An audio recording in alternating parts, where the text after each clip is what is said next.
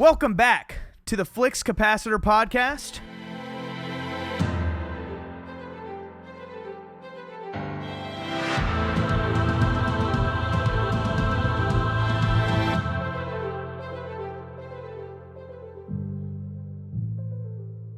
My name is Parker McNerney, and this is my co-host, Browan McCloskey, and today's guest is a returning guest, my uncle, my cousin's father, and Charles Frederick Secrease.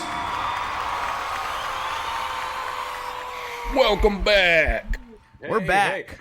Hey. Can you edit in like a full audience? Oh yeah. Applause there. That would be. I will. I'm pretty sure we did that last time. I'll do it twice as much this time. Twice the applause. Hey, it's good to be back with you guys. It's been too long, and I understand. I've heard the word on the street has been that the last time I was with you guys, despite being the source of great controversy, or maybe because of it, has still one of the highest ranking episodes you guys have done. It is. And I'm perfectly okay taking full credit with that. So yes, you're welcome. Yeah. No, I have no problem giving it to you. We might be able to quickly get another good clip for views. Fred, you have now seen both the Batman and the Flash more recently. Yes. Which movie do you enjoy more? Which is better? Okay, so we're talking about the Batman from our previous discussion. Yes, Batman. the 2022. One. So I think it's important to note that these are two different universes. Like, this is not the same apples and oranges we're talking about here. And I will say for the first time viewing, which was also, I only watched the Batman once before we had our conversation. So relative to having watched it once, I enjoyed The Flash more. But I will also say I had other biases and things that really influenced, Robert Pattinson. I think I made it clear, not the guy I would go to for Bruce Wayne or Batman. So yeah, I mean, I also now, and we haven't had this conversation, and maybe we should. I actually am not on the same boat with most people when it comes to the Snyder Cut and the DC universe in the same way. I mean, I agree there's some big problems, but I actually like the original cut of the Justice League better than the Snyder Cut. Yeah, and I remember you saying that. I have real reasons why I can talk about that. We should do that episode. Absolutely. No, I understand that mass hallucination. Everybody else is wrong and I'm right. That's how it works. But it's like that book, Everybody Sucks at Driving But Me. Well, there it is.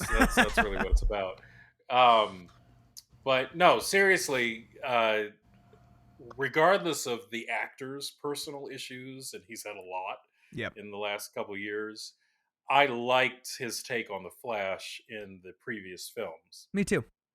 It got a little campy in this one. Mm-hmm. I mean, there were definitely some real kind of camp, but there were also some great moments. The scene with his mother near the end. That was great. That was incredibly great. touching and well done without being hackish. Did you guys notice? I'm sure this is not a revelation, but when he met himself, his younger version, he was wearing the colors of Reverse Flash. I did notice that. I did not notice that.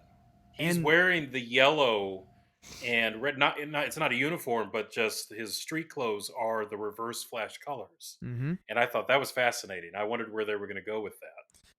And curiously, I mean, spoiler alert, I guess, but for anyone who hasn't watched it, they actually did sort of realize that they played both sides of the coin, because his younger version did not go evil ultimately, but he actually did as well. So, a little bit, yeah.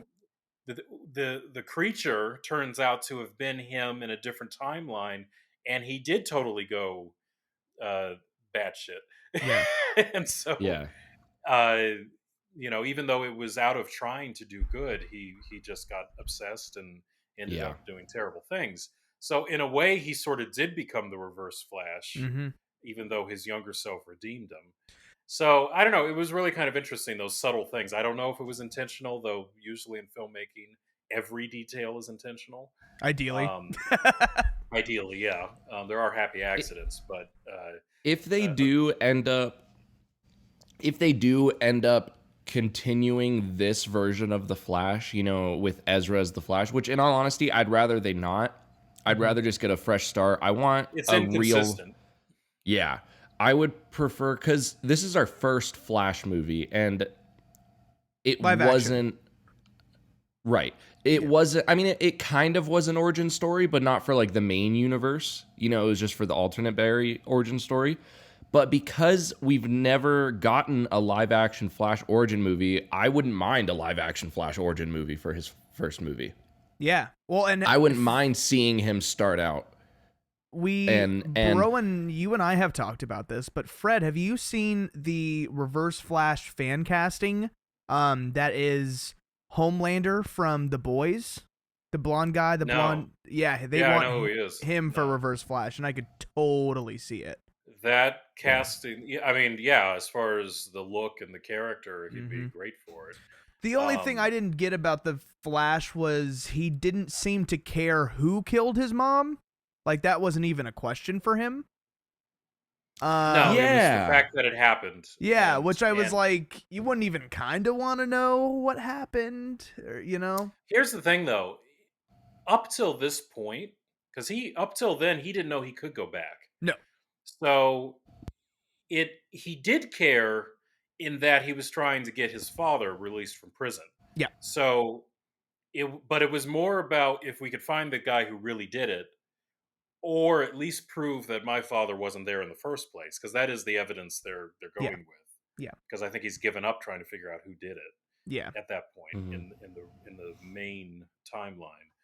But it's sort of interesting because DC and Marvel really have gone into this multiverse kick. And for me personally, while that's kind of hip conceptually, in reality it's just made me sick of the shows. It's too much, it's gone too far. I don't care anymore. And I'll give you my example. After what was it?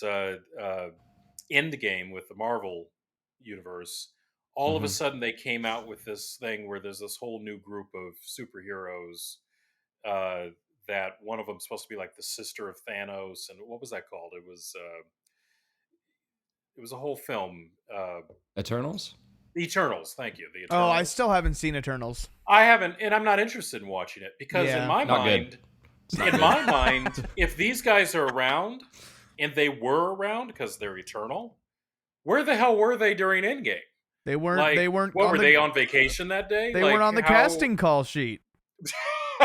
It's if you're going to talk about has Earth in the universe as a whole ever experienced a more horrible situation than the storyline Thanos brought in, and yet they were nowhere to be heard from. So why should I give a damn about their storyline now? Like, I don't. Yeah. And maybe I don't know. Maybe they addressed that in the films, but No. I'm sure, I've only seen it once. I'm sure they've talked about it at one point, but I'm going to be honest, I blocked out a lot of that movie after I left the theater. Like, I genuinely... And this is the problem. You have created this just endless web of storylines that it's just not enough to keep my interest. It's a large-scale television show that's overstaying its welcome, it feels like. Endgame would have been perfect ending. Leave it there, but then obviously, they started going into the Spider-Man post Endgame, the Doctor Strange, which tied together with the Spider-Man, and we've had all these other things, and then suddenly they introduced the Eternals, and on the other hand, in the DC world with Black Adam, suddenly we have the Justice Society. Yeah. Who where the hell were they during also all weren't of this around? Other stuff? So I don't give a damn anymore. Well, and I love the multiverse for reasons like, I got to see Tobey Maguire back as Spider-Man, and I got to see Patrick Stewart. Things like that were hip. But it leaves nothing has consequence anymore because it could just, oh, you messed this Be up. undone. It could just be elsewhere. Oh, we don't like the storyline we're writing. We'll just throw it away in the multiverse. It's gone now or whatever. So it takes away the consequence because, yeah, Thanos wiped away half the Earth, but that's just one Earth. So who cares? You know what I mean? It was interesting that in the television DC world, they actually addressed that. That's whatever group of bad guys this week were like destroying the other Yeah. Earths and whatnot.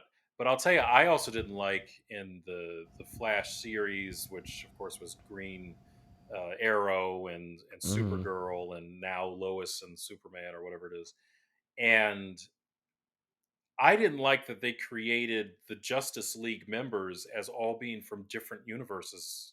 Period. Yeah. Yeah. Yeah. Like it was weird Yeah. for me that Superman and Supergirl just don't exist Yeah. in the world with the Flash. Yeah. And I guess the Green Arrow and Flash were on the same planet, but there were it was very strange. And so if we were going to have the Justice League, which by the way, Bruce Wayne is the old guy at this point, and of course, he's dead now. But spoiler alert in real life. But they basically created a situation where we can't have the Justice League the way we think of it. Yeah. Except yes, we can, because we don't have that. No. I'm sorry, I'm mixing it up. We don't have another Batman that we've been introduced to. Mhm. So they tried to do the Batgirl thing, and then that was a huge failure. With so I don't know, and I guess this is see this gray here. I'm still of the generation that I'll go read a book or something. It is a I'm lot. hoping It's a lot. I'm hoping that this James Gunn, Peter Safran DC reboot will just clear things up, with Superman Legacy. But it won't. It won't. It's like it might, because it's a new Superman, it's a new Batman, and now they've confirmed that they're going to do. They've pretty much confirmed that it's going to be a new Wonder Woman, because they said that Gal Gadot isn't coming back for the next Wonder Woman movie after they said that she it's was. really kind of like, stupid. oh, never mind. It's kind of stupid to recast some of it for a fresh start and then still have elements of the old. Especially the big I three, know. Superman, Batman, but not Wonder Woman. Like, that's weird. What I don't understand is that, and this is where Marvel, the old trope is Marvel does really good movies, not so great television, and DC does good TV shows, not so great movies. But DC cannot stay consistent with anything. When Wonder Woman came out, the first one, that was one of the best films that they put out. I mean, a great just movie. Bar none. Then 1984 came. Yeah. And if you haven't seen 1984, blessings upon your head. It's No, seriously, horrible. it's bad. Avoid It's it like bad. the plague. And what you've done is you've gone from totally reinventing to such a high level a character and a movie making ability for the studio to absolutely throwing it in the toilet like overnight. I will say this. I will say I haven't seen 84 yet, but I've heard everything always the fact that you since said the yet. beginning. Fair enough. I fear for you, my man. I fear for you. I'll see if there's like a compilation of good scenes on YouTube and just avoid everything else. Yeah, it'll just be the credits. But Zack Snyder was very heavily involved in the first one because he was still running the show, and when the second one was being made, he was gone.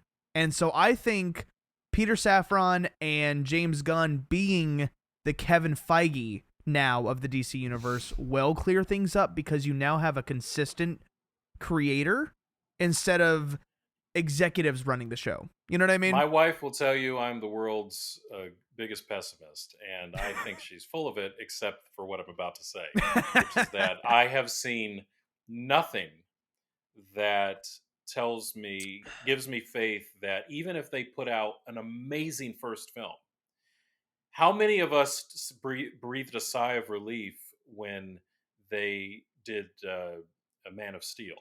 And after all of these failed films since Christopher Reeves, they finally came out with a Superman that killed it. I mean, Man of Steel, very few people had a criticism of that in general. Mhm. It was a good story.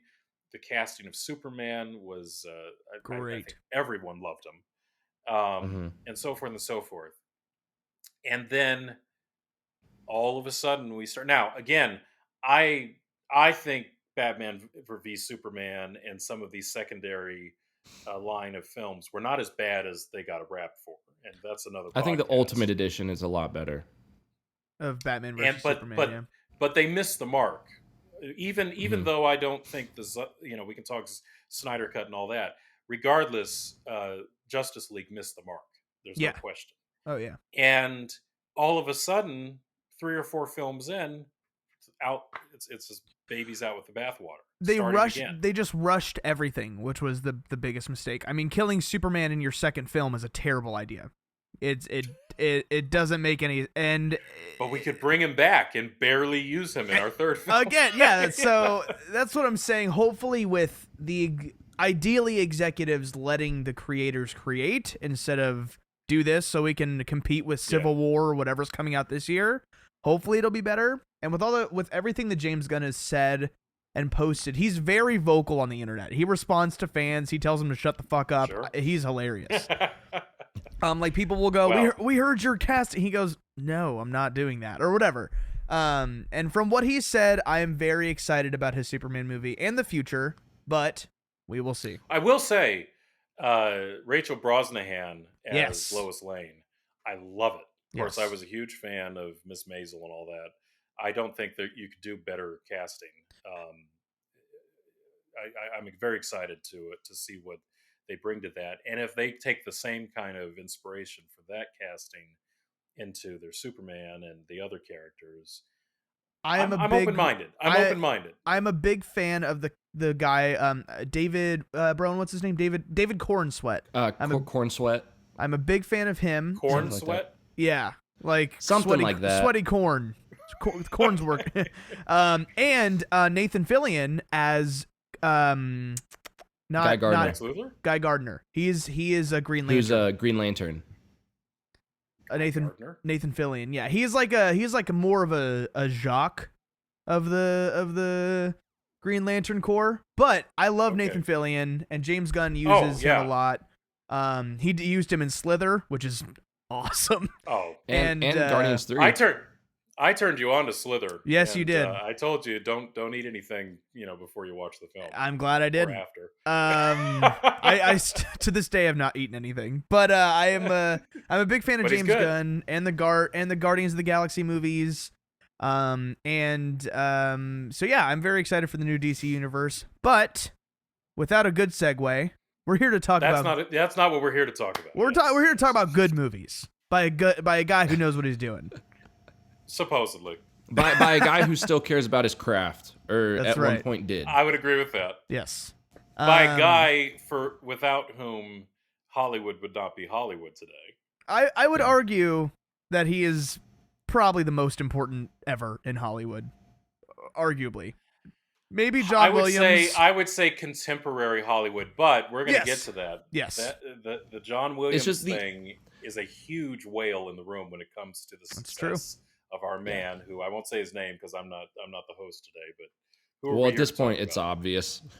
You said John Williams. We're talking Yep. Joss Whedon, the best director. Yeah. We're talking Michael Bay. Definitely Michael Bay. We're ranking the Transformers movies. No, we're talking Steven Spielberg today. We're ranking our personal. Yeah, we'll do applause. Screw it. Our personal top 10 ranked Steven Spielberg films. Yeah. A daunting task, I assume, Which, that I've asked of you. You know what's funny? I went through all of his movies, directorial movies, Yeah. and I'm like, I've seen the big ones, but there's a lot that There's a lot. Like I know a movie is Spielberg. Like I know that Minority Report is Spielberg. I've always known that. Yeah. I haven't seen Minority Report yet. He's done a lot. And even his producing credits are even more. He's produced like hundreds. Well, and we talked about this when you approached the subject with me. You really do have to take him as a lot of films we associate with Spielberg, he didn't direct. Nope. I mean, the first one that comes to mind is Back to the Future. Back to the Future. It's Robert Zemeckis, but he is so tied to that film, and you could feel it when you watch it. As a producer, he was practically right there the whole time. And even Goonies, Transformers Goonies feels like even Transformers. He produced Transformers. Was he really? Transformers, all of them. I didn't know that. He produced all of them, including the last one. That it must have been a paycheck for him. he needed a new house. He was like, "You got $2 million for me? I'll do it. Whatever." Well, and here's the thing: when you get to a certain level, getting a producer credit means you can pay me to use my name. Pretty much, yeah. Like that doesn't mean he was out there like making phone calls and trying to get people. Like, use my name. People will get signed on because of that, and just give me 10%. Well, he is also. I'm curious to know how involved, but he is also credited as a producer for the Color Purple remake that is coming out this year. Well, because he directed the first one. Yeah, but I'm curious as to how involved he was with the new one. In many ways, and I don't know exactly the contractual specifics, but you figure that's got to be a Spielberg property to some degree. Yeah. I doubt it's fully owned by the studio. So if they wanted to do anything with it, they would have to, get into bed with him, so to speak. Yeah. I'm a little surprised that film, but I can say that for a lot of things. I'm a little surprised that they're doing it. Mm-hmm. But whatever. But yeah, we're doing our top 10. I think we'll just go each. So we'll do like our 10, our 9, just go back and forth. We'll go Fred's yours first, since you're the guest. And then Brian will do... I have an honorable mention. Okay. I actually... So, all right, you've got an honorable mention. I'm going to tell you I cheated. Okay. You're not going to be happy with me. Okay. Fred's like, I got my top 50. Get over it. I have several... like, it's either this or this, and I'm not 100% sure. So I'm going to... And I was just looking at my list here. I actually made a mistake. I'm going to correct it and not even tell you what the mistake was. All right. But we'll never know. There are several that I think are debatable as to where they draw. So I will go with number 10 if I'm going to get started. Are we ready to go? Well, I'm going to say this that I realized this morning as I was putting my list together. I didn't, because as what we were talking about, he's produced so much. This episode was my idea. When I had the idea, I hadn't realized I've only seen 8 movies he's directed. So what? Yeah. So, can you believe that? So Parker, I'm gonna just invite you to click off the podcast. I will see you guys next week. Thanks for having me. I thought I was bad because I hadn't seen a number of his movies, but I had to pick all right, which ones do I kick off? Because like you said, you associate so many movies with him, you just kind of assume. He has a huge body of films he directed. Oh yeah, absolutely. I think it's over 60 or something. It's significant. It is a lot. Now, a lot of them are on my watch list, and I'm well aware of them, like Duel. That doesn't count. Well, I know I'm meaning to read that book. I know the titles. But yeah, I'm gonna let you guys do your 10s and 9s because I've only got 8 on my list. So I'm sorry. I'll be the guest this day. Well, okay. And you might get redeemed because some of how I've cheated might actually give you some breathing room. I'll just take I'll take your honorable mentions for my 9 and 10. Hey, that might work just fine. It's like extra points in a game. All right, so number 10 for me, Duel. Okay, Broen, have you seen Duel? I actually haven't. That's one of the few I haven't. Is that, now remind me, is that his first or second? Because he did Sugarland Express as well. It's his second film, but it's his first major studio engagement. Yeah. And so here's the thing. That film, I think I told you this, Parker. Broen, if you haven't, have you seen it? No, I haven't. Okay, sorry. You may have just said that. No, you're good. You're good. So it's a legitimately scary film. The story is so simple. I mean, it's so simple.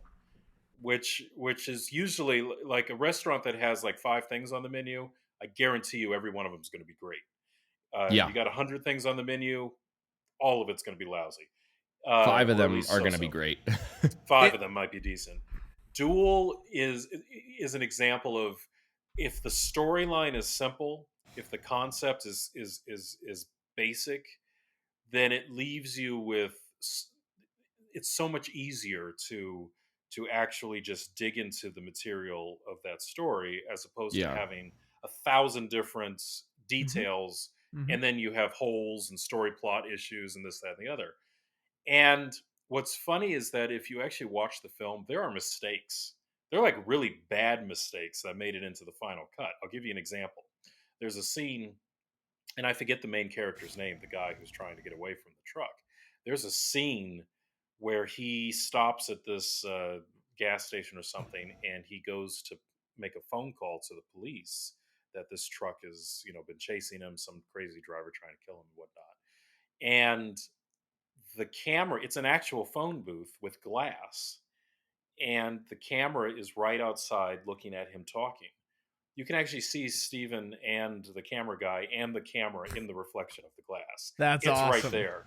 It is blatant as the day is long, with his cap and his glasses. Then that's how it was when shooting on film, because you couldn't see what you were shooting till the next day or two. That's what I was gonna say. Maybe it's because of they were filming it on film that they didn't realize it, and then you're watching the dailies, you're like, oh shit, I'm in there, But lots of films. I mean, this was still early '70s or whenever they shot. Duel was '71. Mm-hmm. Firelight, by the way, is his first listed film, which was '64. So you figure that's a different thing. Oh. But his first big studio project was '71, and with Duel, and they were making plenty of films in '71, and there were all kinds of things. But you figure this was an incredibly low budget, first time major film director. Mm-hmm. And like you say, there were, technical elements that made it difficult to check certain things. Mm-hmm. It doesn't take anything away from the film. I think it's kind of funny and a little inspiring for early filmmakers that, look, shit happens to everybody. Yeah. But it's scary. Anybody who's actually done road trips and been out west and, you're on dark roads in the middle of nowhere at night, whatever the case is, it's a legitimate film that is so simple. It's his early work, and it still holds up today as far as I'm concerned. Yeah. So it definitely makes the top 10 list as far as I go. And just 4 years later, 3 years later, he made one of the best movies ever made. So yeah, which we will, I'm sure, talk about. Broen, what is your number 10? Well, do you want me to say my honorable mention first? Oh yeah, absolutely. Okay, so my honorable mention is kind of cheating, but I don't care. We're let me all finish really when bad I say at it. this episode. Let me finish. Like, don't say anything. It's Poltergeist. Now, I know that he didn't direct it, or he isn't credited as the director. He wrote it. And is it Tobe Hooper or Toby Hooper, the guy that directed Texas Chainsaw? It's Tobe. Toby. I think it's Toby. If it's Tobe, his parents hate him. Well, I know that Toby Hooper is the credited director, but if you ask anyone who made that movie, everyone says that it was pretty much Spielberg's movie. Interesting. Oh, and it's such a Spielberg film. Yeah, when you watch it, it's like this. I feel like I'm watching more of a Spielberg movie. I feel like I'm watching a movie made by the guy that made E.T. rather than the guy that made Texas Chainsaw. Yeah. So well, it's funny you say that, because going back to the thing like we were saying with Back to the Future, you can tell the ones that he produced, but he was like really actively engaged with, or the ones he produced by saying, "Hey, you can use my name, give me 10%." Because I totally agree. Poltergeist has Spielberg written all over it. There's no question. Yeah. Now, and it was my first horror movie. And so it's not on my top 10 list because it technically doesn't count, but I had to bring it up. It's definitely worth it. Definitely. Have you seen the reboot was ass. Have you seen The Gate by Toby Hooper? So The Gate, which is the hole in the backyard. Yeah. That's the one that you just watched. Yes. I remember that. I sent it to you, right? Yes. I remember watching that when I was a kid. Ooh. And thinking that this is awesome and scary and whatever film. And I was trying to remember the name of it. I finally found it. I watched it again. It's, well, hang on. I won't say what I think. I shared it with Parker. Parker, what did you think of the film? I like it. It's something. And I will say it's definitely a movie. I enjoyed it for what it was. It's not a film, but it's a movie. I will say it was which I found out later. I watched the VFX artist react to it, and it's apparently a very monumental film for VFX because of its early, special effects and whatnot. Yeah. Here's the thing: it's bad. Come on, it's bad. Yeah. Yeah. And it's funny because I remember watching it as a kid, like my son's age, 9 or so. But and being a little scared, but thinking it was kind of more fun than anything else. I watched it this time and I was like, wow, that's just bad. But it might be a good the stop motion, animation, the basic concept of it. Yeah. It was, and there's some moments where it's like legitimately kind of a little. I could see how it was a proper scary film. I'd argue that it's a good introduction to horror films for younger people. That might be a good. Same with Poltergeist. Yeah. It's not too spooky, but it's or Gremlins. Gremlins too. Yeah. But it's funny. I thought Gremlins were scary. I mean, you watch it now and they're laughable. Oh, I thought they were scary as a kid. Yeah. I watched Gremlins when I was very, very young. Like my parents were still together. I was young when I first watched Gremlins. This was pre-divorce. That's the scale of where you are in life. Well, my parents were still together. And do you remember the scene in Gremlins when the mom goes downstairs because she can hear the music and she looks around the corner and you can see the shadow of the gremlin? And then that alone, I remember as a kid sleeping in my room and my door would be cracked enough to where I'd see the hallway wall and I'd be scared to even look at it because I'd be scared that there'd be a shadow right there of a gremlin. Gremlins was effed up when for a young watcher. Yeah. But hey, now I have a cat named Mogwai. Well, there you are. And not to get too far off of Spielberg, but the follow up to Gremlins, not one of its sequels. But did either of you ever watch Critters? I was gonna say, are you gonna mention Critters? Critters. It's on my list. Critters. It's on my list. Now, that took all the scary of Gremlins and just brought it to a new level with a healthy amount of camp too. That's awesome. But yeah, Critters. A lot of gore. There's a scene that I will never forget where the critters they move quickly by rolling. They roll up into a ball.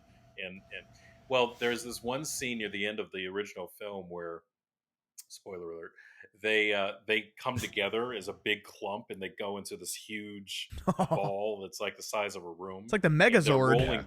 Yeah, something. And they're rolling down the hill towards the good guys trying to escape or whatever. And somebody trips and falls, and the ball rolls over them, over the dude.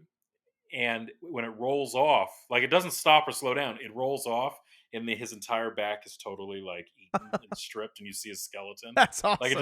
It was hilarious because they actually, unlike Gremlins, I don't think ate people. They were just doing terrible. They were just kind of chaotic. The critters ate people. That's awesome. It was real. Didn't they? Awesome. Didn't they rip into Billy Zane, a young Billy Zane? It was something that like Billy it might have Zane? been Billy who fell. I don't remember now, but I haven't seen it in years. But I do remember thinking these are badass. A young Leo DiCaprio is in the third one, but I've only seen the first. There's a box set. They made 4 of them. Yeah, there's a Critters in Space. Yes, exactly. That's awesome. It's even worse. I mean, they just get worse and worse and worse. Once you get to space, it gets a lot worse. Hey, Jason they X, did that man. with Leprechaun. They did it with Leprechaun. Did they really? They're doing it with They Fast did and Leprechaun in Furious. Space or something like that. They're saying Fast and Furious is going to space. It's Yes, it's yeah. crazy. Whatever. You know All what? right. You know Anyhow. what would be great? Yeah. I'll go on a tangent if I talk about it. So never We're like mind. about to write the sequel to every movie where they just start going to Well, space. no, we need to do a special on campy horror films. And, Yeah. Absolutely. That's something. Absolutely. So- Jaws 5 goes to space. Space Jaws. Space The movie. Yeah. All right, Fred, what's your number 9? Okay. Yeah, because No, it's my number 10 still. Oh shit. Oh, Yeah. we never got to your 10. You're right. I only said my honorable mention, and then we got on the tangent of Spielberg movies that he didn't actually direct. So how many parts is this episode going to be? Like At 4 least parts? 4. Okay, so I do. Before I say it, it's it's the Fablemans. It's his most recent. Okay. I'm not like oh, this is his in his top 10 of best quality, because I didn't even, like, I've talked to Parker, I didn't even think it was amazing, but I did just like on a personal level love it a lot, because I kind of connected to it in a way that I remember when I was around that age of the kid, because the movie's basically a biopic. You know, he's basically telling his own life story. And I remember being that age and making movies with my friends like that. You know, obviously then they had to have like a lot of equipment, and, you know, they had to get the film camera and cut the film up themselves. But I would just use my iPod Touch, and I had everything right there. I had the special effects right there. I had the editing. Everything was on that iPod Touch. But it was the like actual filming of like whenever they would make like the war movie that they made in that movie, or like the Western movie that they made, and it just takes me back like, oh yeah, I made like an espionage movie, or I made a zombie movie when I was in middle school. That was like, God, this brings me back. This is so much fun. Yeah. So that's pretty much the reason why. No, I like that. Yeah. So for you personally, you related to it, which is great. Yeah. It- And if his you dad, haven't- Sorry, go ahead. well, his dad in the movie is like his number one supporter, and that like his dad is always coming, like bringing him like stuff to add to his film equipment or anything like that. And that was my dad. I remember when my dad came home with my first tripod. That's awesome. You know, Very cool. And Fred, you haven't seen it yet, right? I have not seen it, which is why it's not on my list. To be fair, I felt like a couple things on my list I've actually not seen in their entirety, but there's still a reason it's on my list. That's fair. But everything that's on my list I've either seen in completely or in part, and I'll explain that as we go. But no, I like that choice, Broen, because a film has to hit you personally to really resonate. That's great. yeah. And it's a personal ranking, not like an objective ranking, because then they'd probably all Well, be my fairly list similar. is the right one. I mean, Oh, well, of course. Yeah, no. What's your number 9? And Fred? with that said, number 9. Here we go. There you go. Broen, you go first since I went first last time. Here's number 9. I'm Alright. just going to sit My here. number 9 is another recent one, and I don't know if this is an unpopular opinion, because I've heard people love it. I've heard people not like it. But personally, I loved Ready Player One. Okay. Aside, I have not read the book. I know a lot of people that read the book hated the movie. I have not read the book. So watching the movie as the movie, it was exactly what I thought it was going to be. It was exactly what I thought it needed to be. It wasn't a glorified cameo fest, but it had nods everywhere. Like the background was full of nods, but you still were very focused on the story. Yeah. Which is what it should be. And at the end of the day, yes, it very much is Willy Wonka and the Chocolate Factory. It is very much In that space. storyline. It's Yeah. space. It's the golden ticket, it's I still haven't seen it. very close. Is it? You've never seen was Ready there Player any- One? No. I haven't seen it. Oh, But okay. I know the concept and I know the Yeah. basic story. And when you say Willy Wonka, yes, that's exactly the idea that I Yeah. picked up from it. I assume it had some inspiration, Probably. legitimately. I from think there. Spielberg has said, Yeah. like, that's a very important movie to him. So I'm sure it is. I remember I saw it opening night because I was like, new Spielberg movie, yeah. So I took a buddy and we went to go see it opening night. And then when we left, there was this older guy in the theater and he's like, yeah, it was pretty much Willy Wonka and the Chocolate Factory. And I was like, what? Damn it. He's right. It was. Dude, and it ruined it for you. Like somebody not ruined, but I cannot stop thinking about it now. They said Top Gun Maverick is the best Star Wars remake they've ever seen. And because the trench run. It's the trench run. And I was just like, oh my gosh, yeah, I'm never gonna not think about it. I never thought about that, but that is go. disturbing. Yep. And you just ruined it for Fred. Yeah, you really did ruin it for me. Yeah, but I'm gonna write this down. Top Gun Maverick is the best Star Wars remake I've ever seen. Oh man! All right. But that being said, I would love to see a Top Gun type X-wing movie. Top Gun in space, baby. I'm saying. Well, there it is. That's our theme. Top Gun in space. That's what it is. We should start making every sequel in space. I'm serious. You just, Iceman? So, that's a space villain name. Let's be serious. They say it's the final frontier, so of course that's where our films need to go. All right, my number 9. I've got 2 that took the place. They're sharing the space. It's fair. And I think both of them are great films. Okay. One of them is based on a true story with some, Hollywood leeway, and the other is purely fiction. Catch Me If You Can. Perfect. Great. I forgot about that. And Okay. Minority Report. Minority Report. Both of those being those are my 2 number 9 slots. Okay. That's and awesome. Catch Me If You Can is the biopic. Yeah, exactly. Yeah. That's a good one. Jurassic Park's not the guy, biopic. A lot of things were parallel to the real story, but they of course did some leeway. But neither of those were particularly heavy films, as far as Munich and Amistad, things like that. But I thought both of them were really well done. They're incredibly entertaining. The writing in both is great, and Minority Report, catches that sci-fi element and all this other stuff. I think they're great films. Tom Cruise, right? So it's Tom Cruise and Leo, yeah. In Minority Report, too. No, Catch Me If You Can. Oh, sorry. You said Tom Cruise, and my head said Tom Hanks in Catch Me If You Can, and I was like, yeah, Tom Hanks and Leo. Ooh, that's an interesting. No. Put Tom Hanks in Minority Report and put Tom Cruise in Catch Me If You Can. That's interesting. That would be a different film. That'd be a very different film. But I'm not sure if I had to pick one where I would go there, because I like both of those films a lot. Yeah. So I put them in my 9 slot. Okay. Parker, since you don't have a 9 slot because you didn't do the homework, you can borrow one of mine. All right, I'm picking Minority Report. I haven't seen it, but it's a great movie. I'm sure it is, because it's Spielberg, so I can safely say it's a good movie. I will start the number 8 since I haven't said anything. There you go. That time you did it. Contributed something. Arguably the most influential film he's ever done. Indiana Jones and the Crystal Skull is my number 8. Because it's the worst one. I guess how not to make a film. That was the influence. Yeah. I guess you know what. I guess you're not doing your top 10. You're just ranking. Yeah, because you've only seen 8. Yeah. So okay, that makes sense. Yeah, it's the worst of the 8 that I've seen.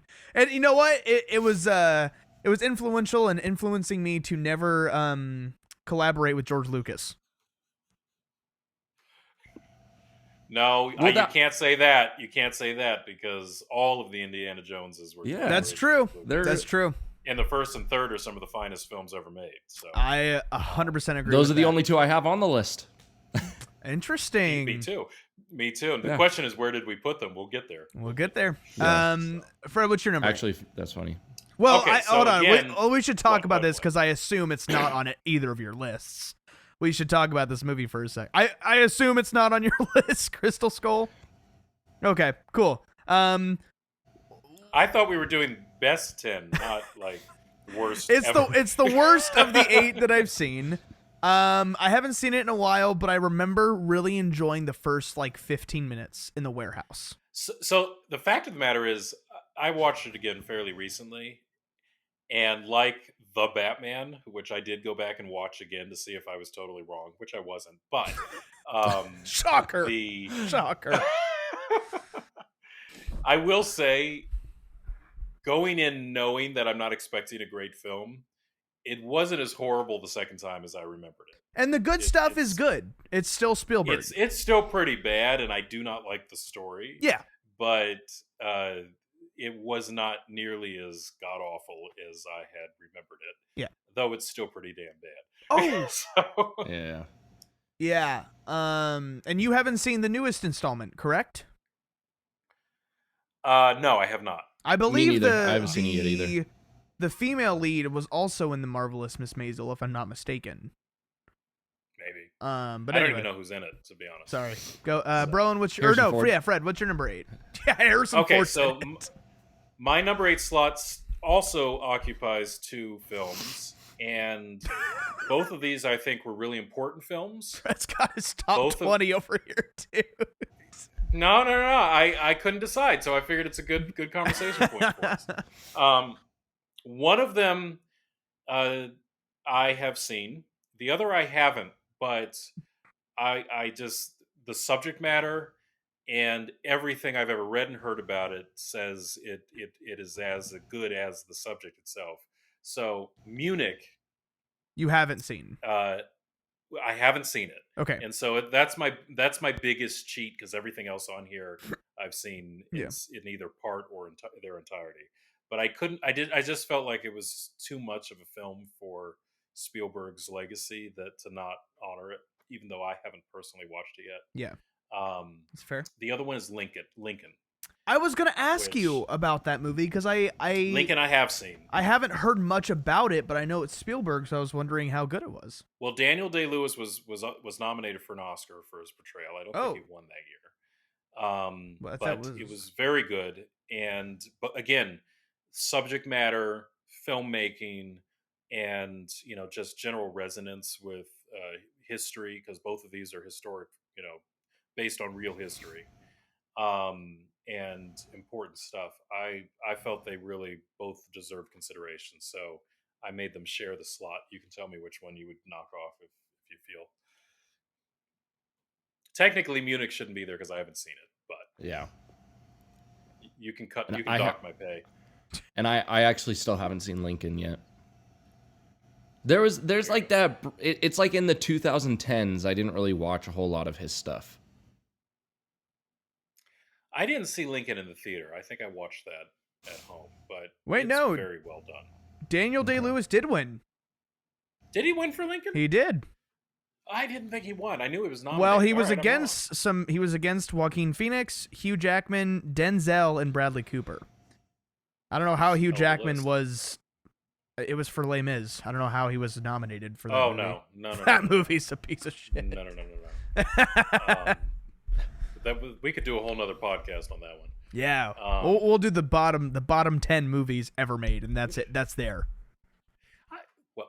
That's a rabbit hole. We're not gonna climb in that one. All right, Broen, what's your number 8?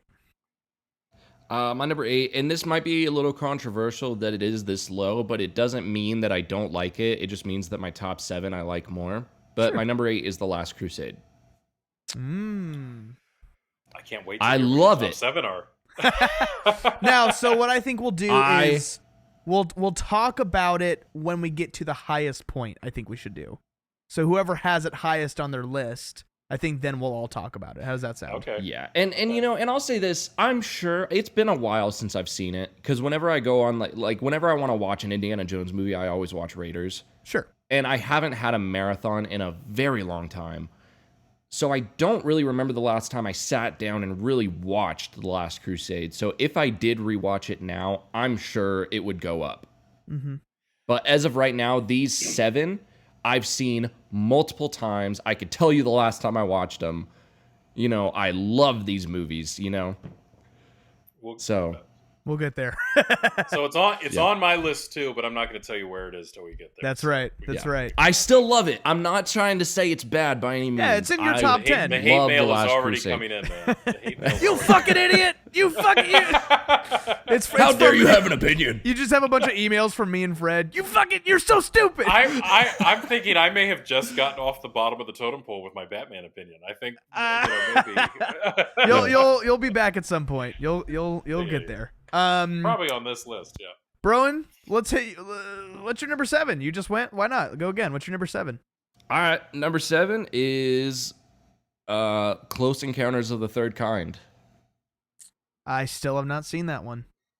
It's so good. I've heard it's so good. I've heard. And the you know what? music is amazing. I always for some reason, mix that movie up with Race to Witch Mountain. I think with The Rock. Yeah, no. With The Rock. No. I don't know why. Okay, first of all, you know what I mean? There was the original Race to Witch Mountain, which actually was made about the same time as Close Encounters. It's Escape to Witch Mountain. It's Escape. Right. It's Escape to Witch Mountain, and then the Rock one is Race to Witch Mountain. Yeah, that's not a good movie at all. But for some reason, my brain. Same with Tom Hanks what's your and problem with the Rock, man? Yeah, I always mixed up Tom Hanks and Bill Murray for some reason. For years, could not tell. Okay, we're just gonna move on. Just stop talking. Stop talking. Fred, what's your number 7? All right, so not to be inconsistent, I've got 3 in this slot. I would have laughed so hard if he's like, "All right, my number 7 is The Last Crusade." Nope. So. Here we go. Each one up, you're gonna have more. On number 1, you're like, I have my top 15 for number 1. This is the only one where I have. This is the only one where I put 3 in the slot. Okay, you ready? Fair enough. Again, subject matter, cultural relevance, filmmaking, and just general good movie making. Amistad. Okay. Ooh. Okay. Saving Private Ryan. And The Color Purple. Yeah. So we're all sharing my number 7 slot. For me personally, I've only seen the first 45 minutes of The Color Purple, so I did really enjoy what I saw. So that's the only one I haven't seen, but I've seen Amistad and I've seen Saving Private Ryan. I've not seen either of those. Now I got it. There's a backstory here. So I've seen all of The Color Purple, and I have my opinions about the film. And I have only seen parts of Saving Private Ryan and Amistad. And here's why. So Amistad, it's a hard film, but it's tough. I've watched bits of that, and good bits of that. You know, the important bits. Young but Denzel. I've never actually sat through the entire thing. Saving Private Ryan is on my list. I don't think there's any argument. It's a great film. The story and the subject. Bill Murray, who's in the lead. Parker, is that who it is? I see what you did there. I think you're thinking The Rock. I think you're thinking The Rock. No, it was The Rock. Yeah, no, Tom Hanks is great in it. Here's why it makes my list. So. Going back to the Fablemans for you, Broen. Saving Private Ryan actually hit me, and it hit me hard. Not because I have the military, experience that they're talking about, but I think a great film is a film that changes. It affects you. You know, a real film has some resonance that hits you and stays with you. I watched Saving Private Ryan up to, spoiler for anyone who hasn't seen it, the scene where the guy that is the soldier, the Nazi. I'm just gonna take my headphones out because I haven't seen it. Go ahead. And one of the crew is up there and fighting him, and he's struggling. He's almost losing, and he's hollering for his friend. His fellow soldier to come up the stairs and help him because this guy's going to kill me. You know, he's screaming for help, and his friend is on the stairs with his gun, and he's so terrified that he's like holding it like this. Yeah, he can't walk up the stairs. Yeah. And I'll simply say that it ends tragically and it ends horribly Yeah. because his friend could not get it together. And I remember watching. I'll never forget. My wife and we weren't married yet. I'm at her apartment in New York, and I'm watching this, and I'm watching that scene. And let's be honest. I've never been in a situation like that. I've never been Right. watching, knowing someone's getting killed, and I can potentially help, but I'm so terrified and I can't move. I've never. So who am I to judge? I was Right. so mad. I was so angry watching that scene with this soldier that, you know, basically let his friend die because he couldn't walk up those stairs and try and engage, which is a horrible judgment on my part. Mm-hmm. And I remember I had to shut the film off and walk away. I was so upset at that moment, and I've never gone back. Which says something it's about been years. Steven Spielberg. This is my point. That scene affected me so much that I couldn't. I literally have not been able to go back and watch the rest of the film. That's good filmmaking. That's how I feel about Transformers. I was so angry. Shit. It was so terrible. I was so angry. I shut it off and I never went back. That's a different. That's a different kind of terrible. You guys, I wish you guys could have experienced what I just did because I didn't hear anything. I just saw. It was so good. Yeah. Okay. So you said Saving Private Ryan, and what else were your other two? Munich? And then Amistad, and Color Purple. That's right. Now, Color Purple is a controversial film. It's a tough one, from what I saw. It's a hard film. This is a very different conversation, which we shouldn't go down this rabbit hole. But there's a lot of controversy around that film, not only in its storytelling, but that Spielberg was the one who directed it. A lot of people felt that being a white guy, subject matters, a white Jewish man, really probably wasn't the guy to direct that story. I don't know that I agree with that, but I do understand the argument. Yeah.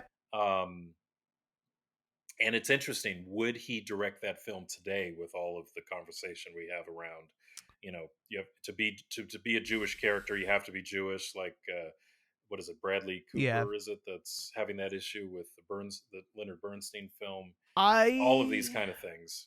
I think it could happen just because he's Steven Spielberg. But I also the question don't is, would know. He do it? Oh, I don't know because I don't know how he necessarily feels about it. But I know with the popularity of Black Panther and everything being, you know, I mean, if a white guy directed Black Panther, there would be an uproar, you know, for a good reason. And this is the thing. There's a different mentality, but even back then there was a lot of pushback against him directing it. Now, in many ways, it's a fabulous film. What year was it? It is Color Purple was. Hang on. Was it 90s? 85. Oh, 85. Oh shit. Okay. Wow. Yeah. It is a terrible portrayal of black men from that time period, and the way they treated black women, and this, that, and the other. You know, we can have a whole nother debate on how truthful or what kind of image that created. Mm-hmm. Danny Glover's character sort of redeems himself in the end, but you know, if it was pretty rough. I'm going to give it the credit to say it's still a fabulous film. Yeah. And one of the most influential and famous films ever made. And of course, it launched Whoopi Goldberg's career. It was her first film, and she got, I think, an Oscar. I did not know that. Yeah. Well, you know who's in the new one is Viola Davis, and I think she's playing Whoopi Goldberg's character. So that I am excited for because I love Viola Davis. It's interesting because she's not a young woman. And for the latter half of the story, it works. But if they're telling the same story, she's supposed to be very young, unless they use a different actress. See, Whoopi played the character. They are not the child version, but they are playing it. She played the young adult all the way through older. So maybe they're going to do something similar. They're using a different actress, but it's also a musical, just like the stage production. So I don't know. Was the stage production first, or was it a book first, or movie? What was the? It was a book, and then it was Spielberg's film, and then it was a musical. Okay. For stage, and I guess yeah, that scares me. Yeah, but okay. We're in the, those are my my top 7. My top 7-3. We're getting getting sequels to everything. It's like The Color Purple and the Multiverse of Madness and shit. The Color Purple goes to space. That's where we need to be. Yes. Yeah. Broen, did your 7? It's my turn. I don't remember. Yeah, it's your turn. My number 7 is The Fabelmans. I've just seen it once, but it is, as you said, it is somewhat of a biopic, loosely based, and but also just kind of Steven Spielberg's love letter to cinema, which I think is really fascinating as one of the most influential filmmakers of all time. Kind of just making a movie about loving making movies is just really cool and surreal. Obviously it's a good movie and the casting and writing is great and all that shit, but it's a very, very cool thing to see him do. Ladies and gentlemen, I just want to bring emphasis to and all that shit. And all that shit. All that good shit. I'm excited. We should do an episode with Fred once he watches it, because I'm curious to know what you'll think about it. And we'll call it "And All That Shit." And all that shit. That's going to be the title. The Fabelmans and all that other shit. In space. In space. But yeah, there's not much to be said about it that Broen didn't already say. But yeah, it's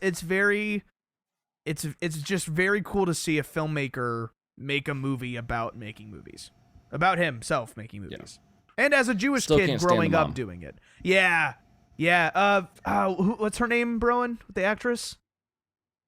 Michelle Williams. Michelle Williams plays. What is it? You can't stand her, the actress, or the character as it was played? Both. Really? I don't like her. I don't think she's a good actress. I haven't liked her in anything I've seen her in, and I watched this movie and I was like, I'm gonna pull through because I want to watch the movie as it is, and she drove me crazy. Did she do something to you? So like, did she dump I don't you know. or something? I don't know. People say, yeah. I think it's need not. her She's on the not show. even the worst actress I've ever seen. She's not the Michelle Williams. She's not the worst show. actress I've ever seen, but it's the fact that everyone says that she's one of the best of our generation, and I'm like, no, she's not. She was nominated, right? That's a strong statement. That's a strong statement. Yeah. Oh yeah. An actor in one of the Venom movies was not one of the best of our generation. No. Did offense. you see her in? I think it was called Drive. With yes, that's a cool movie. Not the same actress. What? That's Michelle Williams. No, it's not. Wait, hold on. Now I gotta look it up. Hang on. Yeah, no. That's the girl from that's the girl from The Great Gatsby, which is not Michelle Williams. Michelle Williams she's in Shutter Island. She is not in Drive. Carey Mulligan. You're right. I'm sorry. I'm thinking of Carey Mulligan. It wasn't Michelle Which, funny Williams. enough, Right. I don't really like her in Drive either. I think you just, bro. I think we're gonna come. You don't like white blondes, do you? That's of a certain size, of a certain height. I don't know. Maybe I do have personal bias for that. Maybe that's why I don't like them. In 2023, too many of those broke my heart. Hating white women is not an unpopular opinion for many reasons. That's why my girlfriend is Hispanic. Fair enough. Well, there it is. Fred, what is your number 6? 6? Yeah, I think so. All right. I don't know. Schindler's List. Still haven't seen it. You know, I read the book, and because I read the book, I refuse to watch the movie. So this brings up an interesting point that I've said many times in these conversations, and I'm going to say it here and now. There is a real catch-22 between watching a film before reading a book or reading the book before watching a film. Yeah. Both are bad, because if you have read the book first, very, very seldom are you going to like the film. Is the film's going to live up to your having read the book. Yeah. There are a couple exceptions that have been called out as being almost as good, but 99.9% Diary of of the a Wimpy Kid. Cinema. 99% of the time, people who say they read the book first do not like the film as much. And so that's a problem. But if you watch the film first, a lot of times people don't feel the need to go read the book. I saw the film, I'm good. But B, if part of what makes a book special is you have nothing influencing your imagination other than the words as they're being read. Whereas if you've watched the film, then you go and read the book, inevitably the film is influencing how you picture the characters, how and a great example of that is Harry Potter. Yep. If you've Mhm. if you read the books, you have an image of Harry Potter. Yeah. And then you can argue whether or not the characters as they were cast, lives up to that image. But the books are like most of them; they're more detailed. There's more story. There are more elements in the books Of course. that they just can't fit into the films. And that's why I would argue the most popular books are the least liked movies, because people love these books so much, and they can't live up to it. Well, they also just can't fit all of it. I mean, you have a 5, 6. You'd have a Snyder cut of every fucking movie. No, that's true. Yeah. So and Harry Potter look at the Lord of the might be Rings. one of those exceptions because a lot of people like the films and the books. So Oh, yeah. Well, and Lord of the Rings. Lord of the Rings. Lord of the Rings. Yeah. Extended editions of Lord of the Rings are almost page to screen accurate. The extended I'm just cuts. gonna say this. Oh wait, yes. Because This is gonna be a good clip, Fred. Do it. I don't want to betray my fans from the Batman episode, so let me get this out here. I don't get the Lord of the Rings films at all. What's the big deal? They're good. Really? Really? Yeah. So we've gone from the Gray Wizard to the White Wizard. Ooh. And all of this was done by falling off a cliff and battling a dragon. Okay. All I've And heard then- is I don't and like then- it because I don't get it. And then, when the big moment comes, the big battle is waged. What does the wizard do? Does he wave his magic wand and part the battle and do off with? No. He has a flashlight at the end of his wand in one hand and a sword in the other. That's the wizardry that our great white wizard has to offer us. Seriously? Bro, and want to have. you should mansplain him. Go ahead. You just don't get it. Should have. Can we have an episode where we have 2 guests? No. And then it's gonna be a face-off. No, and what then we should and then do. Parker and I will just sit back. No, yeah, we'll introduce Because I them know and who to bring on. As long as we title it Lord of the Rings in Space. and all that other shit. What we'll do, we'll introduce them and then we'll just leave the chat. We'll just click off and then leave them to it. And click on a few hours later, see how it's going, check in. Now look, it's not an uneducated opinion. I'll admit I've never read the books. The films did not inspire me to read the books. But I have watched all the films. At least Have you seen the original extended? trilogy. I don't know. It was whatever the DVDs were. It's been a few years. How long were they? Ask your wife; she'll know. Were they She's 3 hours or 4.5 It seemed hours? forever. It took all weekend. So then it could have been the extended versions. But I will say, I think that's a big reason comic book fans are so obnoxious, is because they've read the comics for years and years and years. Then they get these live action adaptations like, oh, this is Ben Affleck is nothing like this, or this guy's nothing, whatever. The Watchmen was one of those that was that controversial. Yeah. Because that was a huge following as a graphic novel. And then people are wrong a lot. I mean, people were upset when Michael Keaton was cast. Mr. Mom's gonna be Batman. Oh my god. There's what's his name who played Silent Bob? Jay and Silent Bob. Oh fuck! You guys don't know this. No! Yes, Kevin sorry. Smith. Kevin He's a Smith. huge director. Kevin Smith. Kevin Smith. Yeah, Kevin Smith. I just watched an interview with him and I loved it. He said, "Batman '87 came out before the internet, 89, and yet it was an '89. Thank you. Sorry. Yeah. Fred's the seen this announcement, movie though, we've probably- never seen before from '87. No, but you think about it, the casting probably happened in '87. Yeah, 86, 87 right. probably. Okay. So when it was announced that Michael Keaton was going to be the new Batman, Mr. Mom, right? Mm-hmm. This was before the internet existed. They made that announcement that it was going to be Michael Keaton. It broke the internet. Yeah. They got thousands of letters sent to Warner Brothers. They had to remove him from any kind of promotion promo material that was out there. That's Like why Die the Hard. poster is just the Bat logo. Yep, it's like Die Hard. Same thing. Yeah. Same thing. Yes, they removed him from the what do you call it? Not the credits, the previews. They removed him. I will say, back to the book Trailers, conversation though, to try and go back, I'm and it's very relevant actually. I'm reading Jaws right now, and Good book. it is Good book. almost Peter impossible to try and read these characters without thinking of the actors in the film. It is nearly impossible. Exactly my point. Except for Hooper, because he's way worse in the book as a human being. But and his, I'll simply say, if you haven't read it, his fate is different than the film portrays. Yes. Yep. And so I had seen the film before I read the book, and that's one of those cases where I still enjoyed the book a lot. Yeah. But it was sort of, you're absolutely right. It's hard to read that book without having the picture of the film in your head. It's also a movie, one of those movies that I'd probably say you should watch it before you read the book, because it's just it's so incredible. I think having like no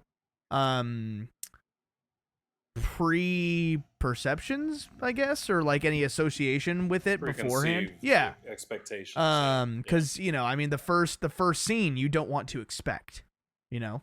But yeah, I think it's really interesting because a lot of Spielberg movies are books first. A lot of them. Oh well, most films, unless they are original stories written by the whoever, are based on some kind of a book adaptation or something. Yeah. Material first. What number are we on, by the way? I don't know. What episode are we on? I think this is your 6, and you said Schindler's List.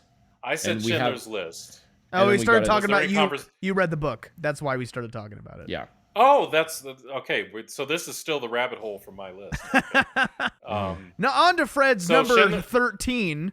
No, I only have one slot, one in the 6th slot. That's good. Your top 5 are your actual top 5, so that works out. Almost, but we'll get there. I'll do my. What were your 6s? I'll do my number 6. My number 6. Oh man, you guys are not gonna like me. Wait a minute. Before you do it, let me just make my one comment about Schindler's List. Okay. Amazing film. Based on a true story again, biopic of sorts. I've actually been to his factory in Krakow. I've actually gone to the museum that sits there now, honoring Schindler and what he did. That's cool. Incredibly moving, touching, horrible, devastating, probably. Yeah. Film. It falls in my category again, affecting me. Therefore, must be good storytelling. It falls in the category of I will never watch it again. Once was more than enough, and it did what it did, and I'm good. Don't need to see that again. Yep. But without a question, one of the most important stories that could have, has been, and will ever be told, as far as I'm concerned, through the film media. So can't wait to see the sequel, the legacy sequel, Schindler in Space, baby. And all that shit. Yeah, I am excited to watch it. But I saw an interview an interview with Spielberg. I don't know if I can. It's a quick little tidbit. I saw an interview with Spielberg, maybe like a behind the scenes on a Blu-ray disc or something, and he was saying on the last day of shooting for Jurassic Park, he flew to go shoot Schindler's List. And as he's shooting Schindler's List, he is producing and working on VFX for dinosaurs as he's doing Schindler's List, which I just think would be the most overwhelming and confusing thing to deal with for months on end, to be like, oh, that dinosaur Talk looks... about left brain, right brain. Yeah, seriously. Yeah. That dinosaur looks cool. Let's film Hitler, or like whatever. Like, that's crazy. So I just think, I haven't heard that. Filmmaking is weird, like it is a weird thing. Fun. I was thinking about bringing that up because I saw it on, I watched it on the Movies That Made Us. Maybe that's where I saw Netflix. it. Which they did an episode on Jurassic Park. Yes. And if you've not watched the movies that made us, you should, because they're all very good. Great series. Ghostbusters, Die Hard, Back to the Future, Jurassic Park. They've done a horror section, a Christmas section, Aliens, Nightmare on Elm Street, baby. Oh yeah, they got Nightmare on Elm Street. They got Elf. Elf is a good one. I haven't seen Elf. Elf is a good one because it was that another small digression. That movie was in development hell for years and years and years, just like The Flash. Whichever one you think is better is up to you, I guess. My number 6 is Indiana Jones and the Last Crusade. Okay. And we will not talk about it until we get to the highest place, which I think is higher on Fred's list. So, Fred, what's your number 6? We did it. Oh, that's whatever. Who cares? Broen, whatever your name is. What's your number 6? My turn. Parker, don't yell at me. I'm just gonna take my headphones off. I'm just kidding. It's not. My number 6 is Hook. Ooh. Okay. That's fair. I get it. Now, in space. Yeah. I mean, Peter Pan might be able to fly to Sorry, space. I forgot. No, I didn't say the whole name. Hookers. Oh, nice. In space. Hookers in space. That is a beef. And all that shit. And all that shit. Yeah. I get it, but it's higher on my list, so we won't talk much about it. Oh, yeah. I know it's going to be higher on your list. That's why I said don't yell at me. Because I love it, and I just to throw some shade, it ain't even on my list. Which is not surprising. Most people don't love it. No, I like Hook. I like Hook. Robin Williams, the whole thing. I mean, Hook's a fun film. It didn't do well at the box office either. I showed it to my girlfriend not that long ago, and she said that she was having a hard time getting into it. But once he got to Neverland and the movie really picked up, she loved it. Because she didn't know. All I told her, I was like, it's Robin Williams playing Peter Pan. That's all you need to know. And we watched it. I would argue it's Dustin Hoffman playing Captain Hook. That's all you need to know. Yeah. Because Dustin Hoffman as Captain Hook is one of the best casting in cinema. It's pretty good. And don't forget Maggie Smith is in that one too. Yeah. She plays... And she's been old for she plays Wendy. She plays Wendy. Wendy. Sorry, not Elizabeth. She's been old. And Julia Roberts. Oh, yeah. Oh, okay. Tank. Julia. All right, so I will say this. Hook came out, I was much younger. 91. Julia Roberts as Tinkerbell. Especially when she gets big, when she becomes human-sized. You know what I'm saying? Yeah. All right. Broen, we'll hit... what's your number 5? Oh, wait. Well, you just went. 5. We'll do Fred. What's your number 5? No, Broen, go right ahead. I'll go last. Yeah. All right. My number 5 is Saving Private Ryan. Okay. Gotcha. Saving Ryan's privates. In space. And all that shit. I'm very excited to watch it because I've never seen it. I'm very excited to watch it. I love war movies, especially World War II. And Saving Private Ryan was one of the first that I saw. And I remember the first time I was exposed to it, I should say, was sophomore history class when our teacher just showed us the opening scene. Yeah, I was gonna say that no teacher's gonna show that whole film. You know what? We just watched the opening scene, and I was like, I need to finish this movie. That's one of the most brutal, attention-grabbing opening scenes I've ever seen. And so I watched the whole thing not long after, and I was like, yeah, this was fucking phenomenal. Well, speaking of World War II movies in class, Fred, have you seen The Pianist? Oh, yeah. My 7th grade teacher showed us that movie in its entirety. Oh, so that's heavy. I watched Amistad in 8th grade, history class. I was in Schindler's List when I was in the 1st grade. Well, so I read Schindler's List in 8th grade. That was another. I read Schindler's List in my 8th grade English class, and then I watched Amistad in my 8th grade history class. Enough out of you, Parker. Sorry. What's up? You're number 5.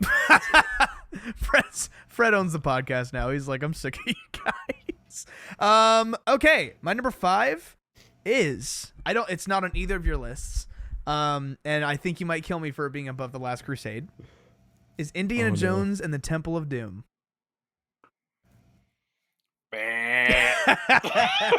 Now, really above Last Crusade? As a kid, it was like the fact that it's honestly on your list. Disconnect him from the video. So somebody kicked me out. The fact that it's on your list isn't that bad, but it's the fact that it's above Last Crusade. Now, is shocking. I will give you my reasons. We'll talk about. We don't really care. I mean, it doesn't really matter what your reasoning. Never mind. I'm just gonna. It was my favorite Indiana Jones movie when I was a kid. I don't know why. It might have been the heart stuff, and I just thought it was cool. That was cool. And Short Round. There are so many. I rewatched it recently, like within the last 6 months. So as an adult, and it's not as incredible as I remember.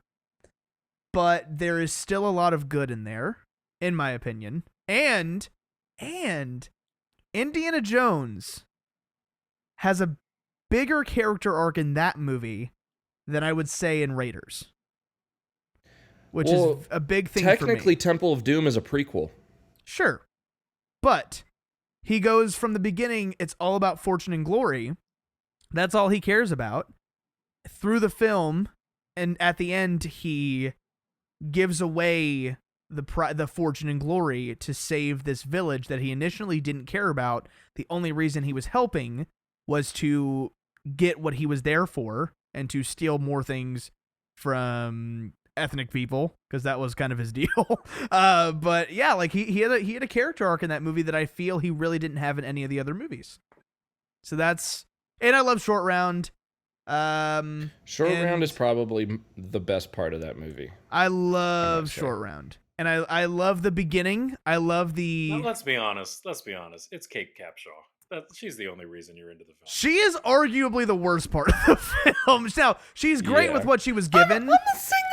But just scream. She just screams the whole movie. She did what she was directed, by the way, to do, written to do. She realized it just fine. Yeah, it was not her fault. Horrible character. Yeah. Now it was horrible. She was meant to be obnoxious, but I think they overdid it. You know what I mean? Well, but that's how she was directed to do it, and she certainly brought it to life. But Spielberg cast her just because he liked her, and then they got married. Are they still married? No. That I don't know actually. No, but she is the mother of, I think, all of his kids. Interesting. I thought they were still together. I don't know. I just they might be. I also love the intro. The intro scene I love. With Anything Goes. Yeah, because it's very 007. Yeah, but yes, as far as she is still listed as his current wife. Cool. Oh, okay. Good for them. Okay. But I mean, that was his West Side Story before he did it, which I still haven't seen his West Side Story. But I mean, a huge, fantastical tap dance number in an Indiana Jones film, I think is cool. And then the 007 stuff that you're talking about is also very cool. I think Temple of Doom is a horrible film with a couple of cool things in it.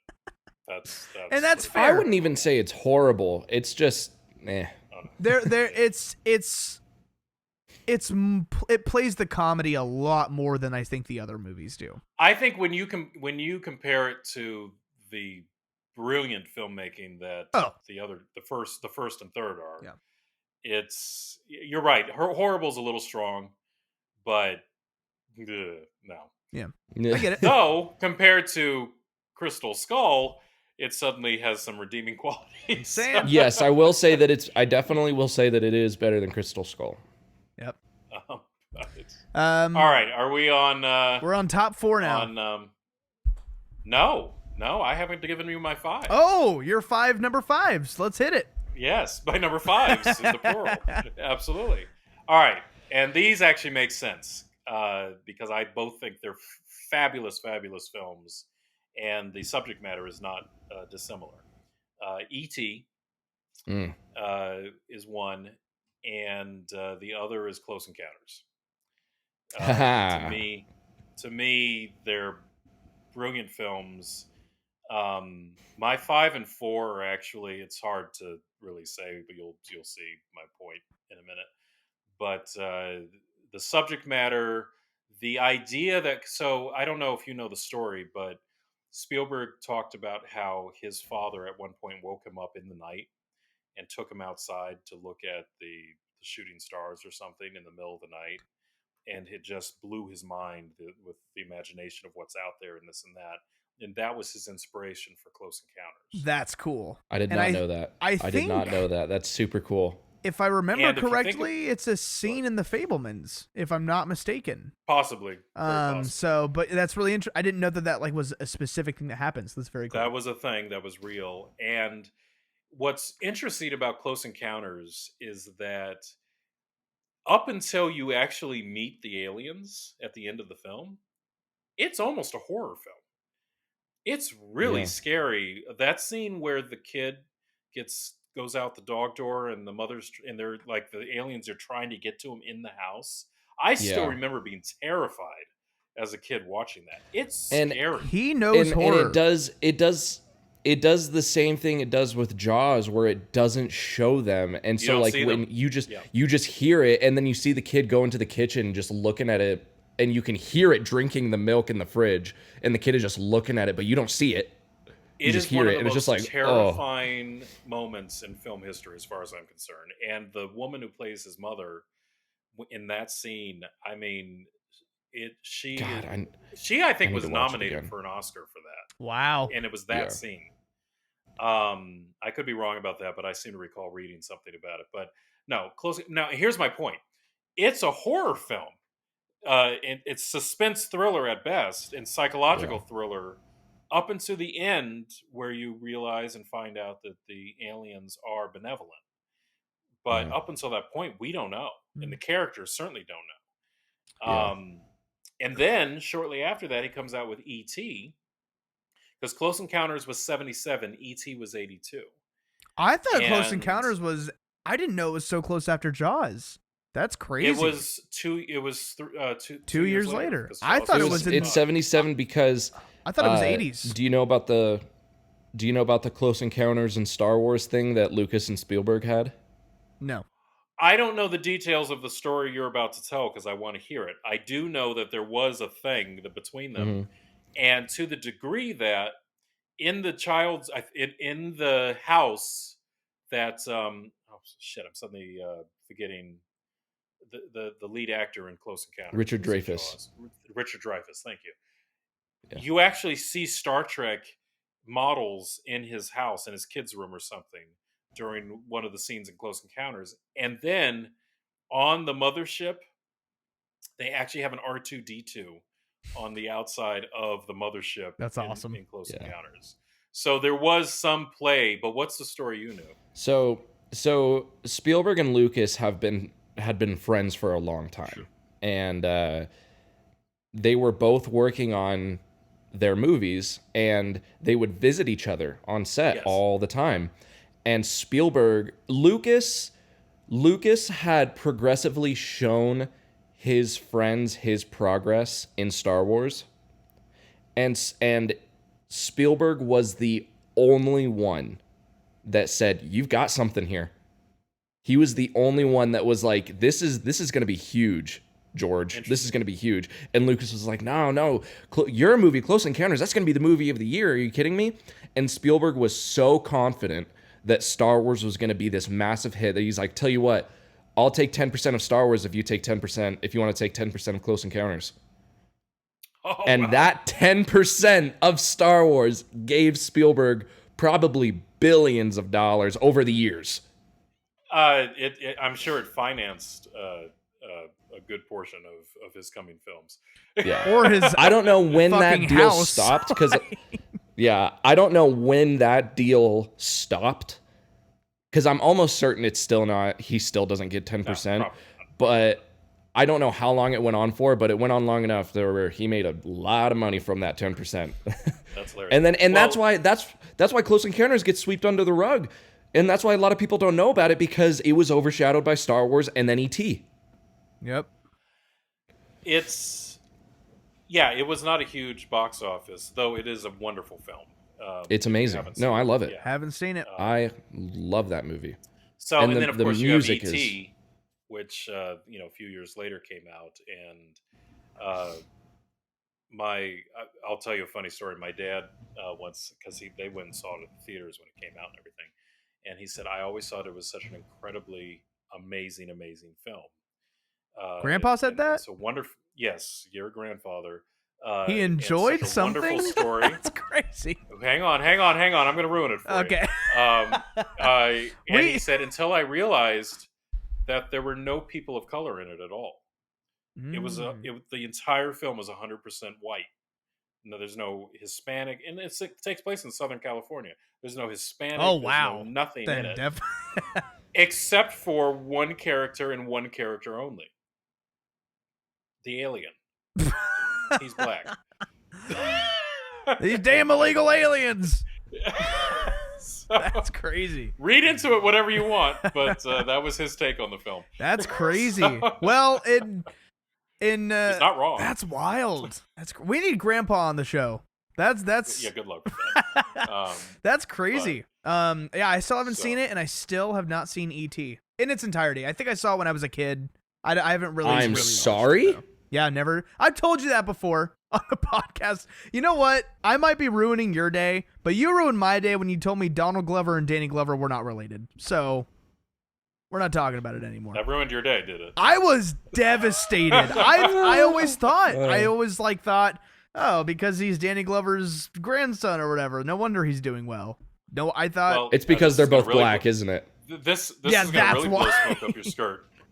Catherine and Audrey Hepburn aren't related either, but, it's... I don't know if I ever tried to put those two together, but knowing that Bill Murray and Tom Hanks aren't the same person kind of ruined my day. Aren't the same person. Yeah, you're just devastated on this whole day. Fred, what's your number 4? Number 4, Jurassic Park. Hey, Needs no introduction. Me too. That's my number 4. All right, there it is. Rowan, is it higher on your list, so we shouldn't talk about it? Yes. Okay. All right. It is higher on my list. What do you got? Well, we know what yours is. Broen, what's yours? My number 4 is Raiders. Whoa. Okay. Wow. Okay. We're still not going to talk about it. Not yet. Yeah, I love Raiders. Raiders is a great film. That is one of the best. One of the best films ever made, I would argue. I'd say that. Yep. It is. It's of course can never be objective. We'll talk about it more, but can never be objectively perfect. But it's on that list of. It's a perfect movie. It's one of those movies. It's still, when you start breaking into it, there's some problematic stuff. But as a film, it is whatever. Yes, there's problematic stuff. I'll do my number 3. It is Hook. Again, not on my list. Yeah, it could be nostalgia. I loved it as a kid. I also just love the Peter Pan story. I'm a big Peter Pan fan, but yeah. There are some truly Julia Roberts. That's Julia it. Roberts. Period. End of discussion. There's some truly incredible moments in that film that still make me cry. And I don't know when the last time you saw it, Fred, was, but there's a moment. I've never cried in it. Well, I don't know when the last time you cried watching Hook was, but I don't know the last time you cried, but it was not watching Hook.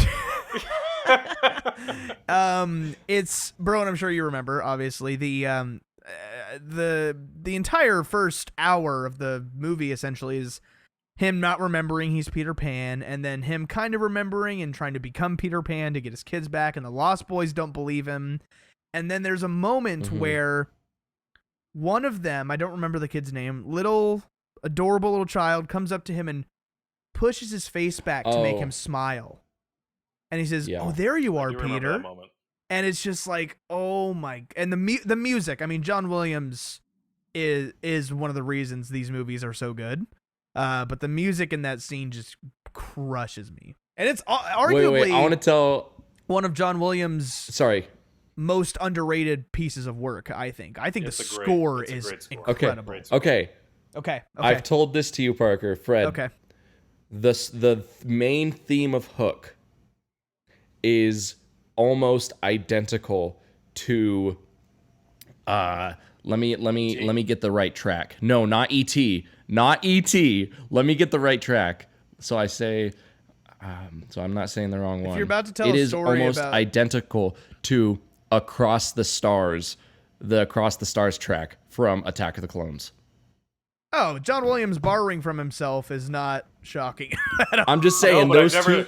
I've never listened to it together. I'll have to check that out. That's it. That's interesting. They are You should do almost the identical. Taylor Swift thing where you play 3 tracks at the same time and it's the exact same thing. But yeah, that's really fascinating. But Fred, I know Broen knows it. Did you know so Chamber of Secrets, the second Harry Potter film, and Attack of the Clones were coming out, or they were being made the same year? John Williams scored both of those movies. He had somebody helping him, kind of reworking older pieces of music from films beforehand because he's John Williams and he's doing 2 movies. He's old. He's whatever. Here, help me. Something got mixed up in sending whatever. There is a piece of Star Wars music in one of the Quidditch scenes in Harry Potter, in Chamber of Secrets.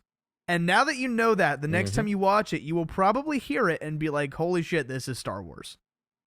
And it's fascinating. Wow. And it still works, obviously. Okay. Yep. Is it on? Is there a YouTube moment with it? I will try to send it to you because it is I'm very sure. cool. I'm certain. Yeah. I mean, it's cool. It's. Oh, I'm sure it works too. Of course. But, Of course it does. It's just but yeah. What's your number 3, Broen? Oh, I already know at the top of my head. It's E.T. Okay. Okay. What? E.T. for the longest time was my number 1. But I don't know, I guess the older I've gotten, and it's not that like the older I've gotten, the less I've liked E.T., it's the older I've gotten, the more I've liked my top 2. That's fair. Okay. The more I've learned to appreciate my top 2. But E.T. is probably the first. This is the highest it is, right? So, because I want you. Yeah, because I was 5. Okay, so as somebody who hasn't seen it, explain why it's your number 3. E.T. is the first movie that had me bawling my eyes out, like hyperventilating, crying. Not because. How old were you? This is 23. Child. Very, very young. As a kid. Yeah. As a kid. Yeah. Very, very young. Yeah. No, I don't like. That's the thing. I don't really have an exact memory of when I watched this movie for the first time. I just know that it wasn't even the first time I had watched it. I just remember one of the times I was watching it as a kid, rewatching it as a kid, it just for some reason something clicked and I was sobbing. And it wasn't, I think, you know what it was? I think it's because as a kid, Parker, this is kind of a spoiler, but I'm honestly going to be shocked if you didn't know this. The brief moment when E.T. dies in the movie, for me, that was always the saddest part. But then when I got older and then I rewatched the movie, and knowing he was going to come back to life, it didn't hit me at all. But when he left and he said goodbye, and when him and Elliot said goodbye, Have you seen man. his audition tape for that movie? And The what? the kid who Elliot's the boy kid, right? I assume. Yeah. Have you seen the audition tape for that? Yes. And it's so cool because he's giving one of the monologues, and at the end you hear Steven Spielberg behind the camera say, "You got the job, kid," and it's very cool. Really? It is very. I'll send it. it to you. It's very cool. It's very, very cool. Fred, what's your number 3? Last Crusade. Nice. It's a good one. Nice. Is that the highest Crusade? Yep. The highest of the high last crusade. in Yes, space. it is. It's that's the highest crusade. And all of that shit. Okay, so I will tell you. Indiana Jones is potentially my favorite fictional character of all time. Potentially. Good argument. And as a kid, like I stated, Temple of Doom was my favorite, and I watched that one the most. Last Crusade, for some reason, never clicked with me when I was 9 or whatever, so I didn't watch it very often. And I really... You weren't a James Bond fan. That's why. And I wasn't... I remembered nothing about this movie, and so I rewatched it, or technically kind of watched it for the first time about 3 weeks ago. And it's really good. Just letting you know. So there's a famous story where they were trying to figure out who to cast as the father, as Henry Jones Sr. Oh man! And there were a couple of names being thrown out, and I forget who they were, but interesting options. And I think it was Spielberg who said it. the only person who could possibly be Indiana Jones's dad Is James is Bond. James Bond. That's awesome. Yeah. He's the only Yeah. person cooler. Yeah. Pretty like Cool that, enough. That's so Cool cool. enough. Who would have the gravitas and everything else? Ah. And so they approached Sean Connery. Connery with it. Oh, I don't man. remember if there was any negotiation that needed to be done, but for the most part, Connery said yeah, and like that has got to be probably at older Connery, as opposed to his younger stuff. Probably my favorite film he's in. Oh, I think he's Not League of just- Extraordinary Gentlemen? Yeah, actually, I like him in that film. That film is horrendous, but he's good. There's one film I haven't seen with Sean Connery, in like younger, middle-aged Sean Connery, where he's like the Zardans or whatever it is. The one he's half naked for like the whole film or something. I forget what I gotta watch this movie. but it's out there. It's out there, and it's horrible. And even like Highlander 2, because of course Ramirez is wonderful in the first one. Highlander 2 may be the worst film ever made, and I include all pornography in that as well. But Sean Connery's good at it. Like he's the one saving grace in the whole damn film. Yeah. Even though even his character's story is sort of ridiculous, but no. Last Crusade, the relationship between June's junior and senior, Mhm. the I suddenly remembered my Charlemagne. That all of that stuff. It's just, all so good. It makes the movie. That movie's not as what it is without those two. The opening scene with River Phoenix, young Indy, yeah. Oh, yeah. is That's also so good. because well, Sean Connery it's is the origins. It's the origin story, right down to the scar on his lip and everything. Yeah, which It's fabulous. I thought was just so fascinating because the scar on his lip is not an Indiana Jones thing. It's just Harrison that's him, Ford, the actor. and I'm like, wow, what? Like I would have never thought to do that, and that's why I'm not Steven Spielberg. Did you know that in that opening sequence, when River Phoenix runs in the house, Dad, I have to show you something, and Senior says, "Wait, count to 10 in Latin or whatever it is." That voice of Sean Connery is not Sean Connery. Really? That is an actor who was famous for doing a Sean Connery impression. So it That's sounded funny. a little different than when he was in the rest of the film. Maybe. Well, no, he kills it. Yeah. It sounds just like him. Yeah. But that is not Sean Connery. That was done in post. Wow. That's crazy. Yeah. They saved some money there. Well, because he had to sound younger. It was probably like a Sean Connery impressionist that could do a James Bond Sean Connery impression. Kind of thing. Yeah. Like a Yes, younger. Yeah. Yeah. Or some- and I forget the actor's name. He's a fairly famous voice actor in Hollywood. But That's awesome.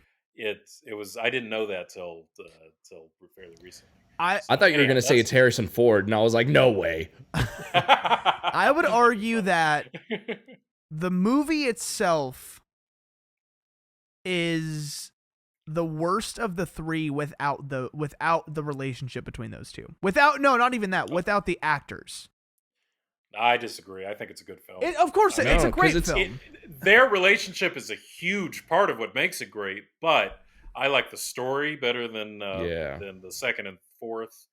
Okay, I forgot. All right, I forgot about the fourth one. Sorry. The relationship with the Nazis. Venice scene. If Sean Connery's not in the first 30 minutes of the film. Yeah, it's true. It's still great. It's still a great film. The only gripe I have is what they did to Marcus. They just kind of made him a bit of an idiot. I agree. Just a bit agree. of like a bumbling idiot, like just kind of.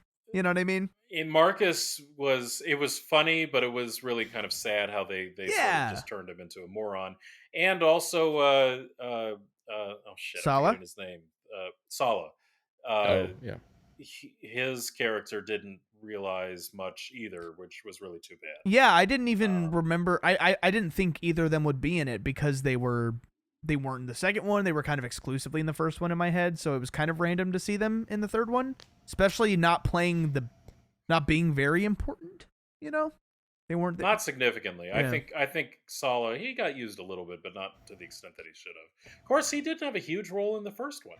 That's true. he shows up in the desert scenes and is involved with that, but then he puts them on a ship, and that's the end of it. Now, since we're talking about these two movies, which is worse for you, the rat scene in The Last Crusade or the bug scene in Temple of Doom?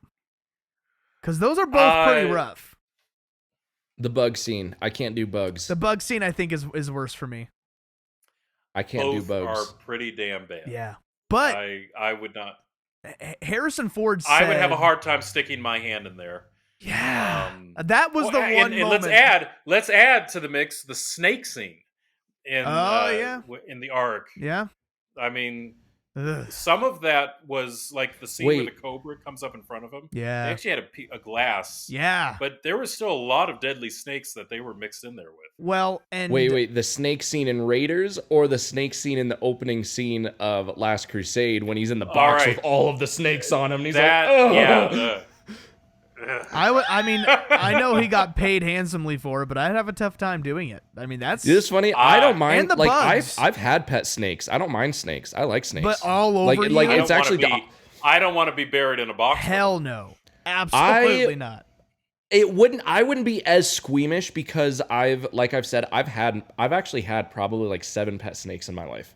And I'm not saying I killed 7 pet snakes. I'm just saying throughout my life, It's all you, my man. All you. The bug scene might be the worst for me. I mean, when you see when I see a spider, I feel like it's on me. I'm like, God no. And so the giant all over you, and I couldn't do it.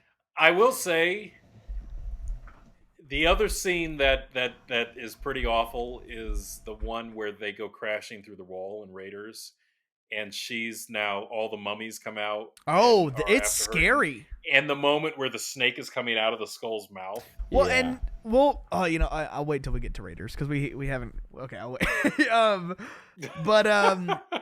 I watched. But as far as gross scenes go, they've got some good ones in this franchise. Well, and somebody asked, interviewing him for the newest one, somebody asked Harrison Ford what the worst of those was for him to shoot, and he said the rats was bad because that was just straight up in the sewer and it smelled. And those rats were real. Yes, and he said it smelled bad, and being soaked in that shit all day is disgusting. You know that the snakes were brought in, and the snakes you can't train a snake. Yeah, for the most part. The rats were all bred for that scene. Whoa, I didn't know that. They started like a year out, and they actually bred holy shit the rats so that they could know they weren't diseased, they were healthy, they were this and that. And they actually, I think, if I remember the story right, he had to go to the hospital at least once, if not a couple times, because even though they were bred, they were still rats. He was getting bitten. There were actually, he had to go to the hospital a couple times while they were filming that segment. Wow. Because of being bitten by rats. So when you think about that, yeah. Because most bugs that aren't venomous, I feel like probably tend not to really care to bite you. So that's probably true. Except for all the ones that do. I think aside from like snakes, like kung fu movie actors, I think Harrison Ford is probably one of the most highly injured actor in film, because the Millennium Falcon fell on him during The Force Awakens. The Last Crusade thing now during the new one, a door shut on his foot. Broke his back. That's what it was. And then it was terrible. in the newer one, I think he also broke his back. He's got that guy, good for him. But he got paid. Yeah, he got paid a lot. He got paid, and he probably didn't pay those hospital bills either. So, all right, that was number 3? Did we do our other 3s? Rowan, have you done 3? It was E.T. E.T. And then mine was Hook. Yours was Last Crusade. Okay, that's right. So we're up to 2. All right. Rowan, what's your number 2?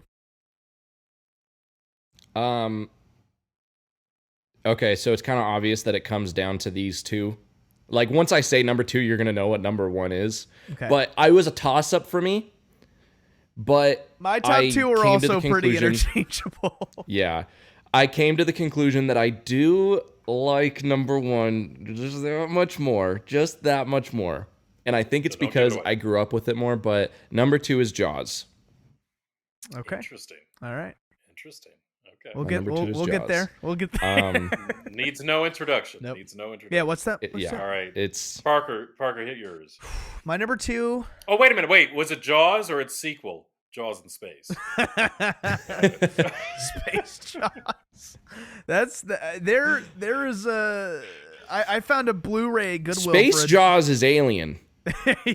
Basically. Yeah, kind Yes, of you're right actually, about yeah. that.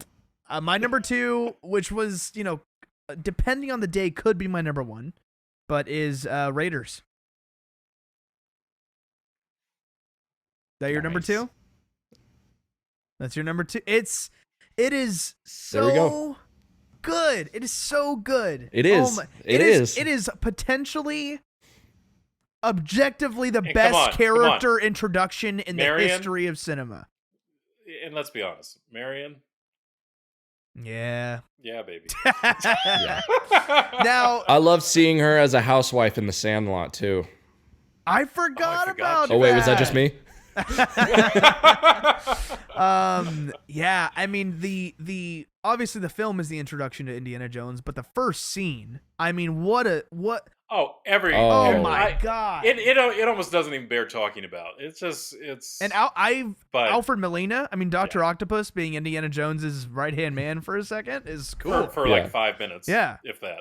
Throw But me the no, idol. Raiders, and as far as I'm concerned, any one of these, my top 5.5, any one of them could be argued into place. But yeah, as far as Lost Ark, Ugh. killer. It's Killer. Yeah. everything. The casting is incredible. The score is so iconic. Any film that melts your face off is tops in my list. You know, I watched it. I watched it at just the right age to where that scene was fucking terrifying. Oh yeah. Yes. It's still scary. It's still, and here's the thing. That movie, Raiders came out in 81. 81. In 81, so 42 years ago, that special effect still holds up. Oh yeah, and you know why? It's not CG. It's practical. Yeah. And I mean, Do you know how they did it? I've seen Yes, it, and it's I do. It's crazy. It's a wax. They rebuilt from the skeleton out, like a skull out in wax. Yeah. The multiple layers of muscle and tissue, and Mhm. then melted it. and obviously had to And do then the sped it face, up. the face. Yeah, yes. They did the face mold, the face cast of the actors. They had to sit in that. Now, So not only did they have to do the face mask, but they're screaming in yes, terror that's what I was when it's gonna happening. say. So they had to Holding that. hold Oh, that for like an hour and a half or however long you have to do that. No, And it's wild. the less important guy, his mouth was open, like that Yes. for an hour. I don't know. I'd feel claustrophobic and like swallowing that. No, Oh no, it'd be no, horrible. thank you. It'd be But yeah, horrible. that movie is But even the same scene, but when the ghost lady kind of comes up to the camera, you know what I'm talking about? yeah. And the score is Which, by the way, scary. The music, compare that moment with the ghost lady to the opening library scene of Ghostbusters. Yeah. With the librarian ghost. Yeah, I'm kind of. that's- Oh man, what a good movie. Yeah, but Raiders, dude. Yeah. Raiders is. I want to see Spielberg direct a Ghostbusters. I was literally gonna Um, say I'm kind of shocked he had nothing to do with those. This last one that came out, It was good. the where they're out, Afterlife? was actually was Spielberg-esque. It had some elements. Yeah, that I was gonna say surprised me.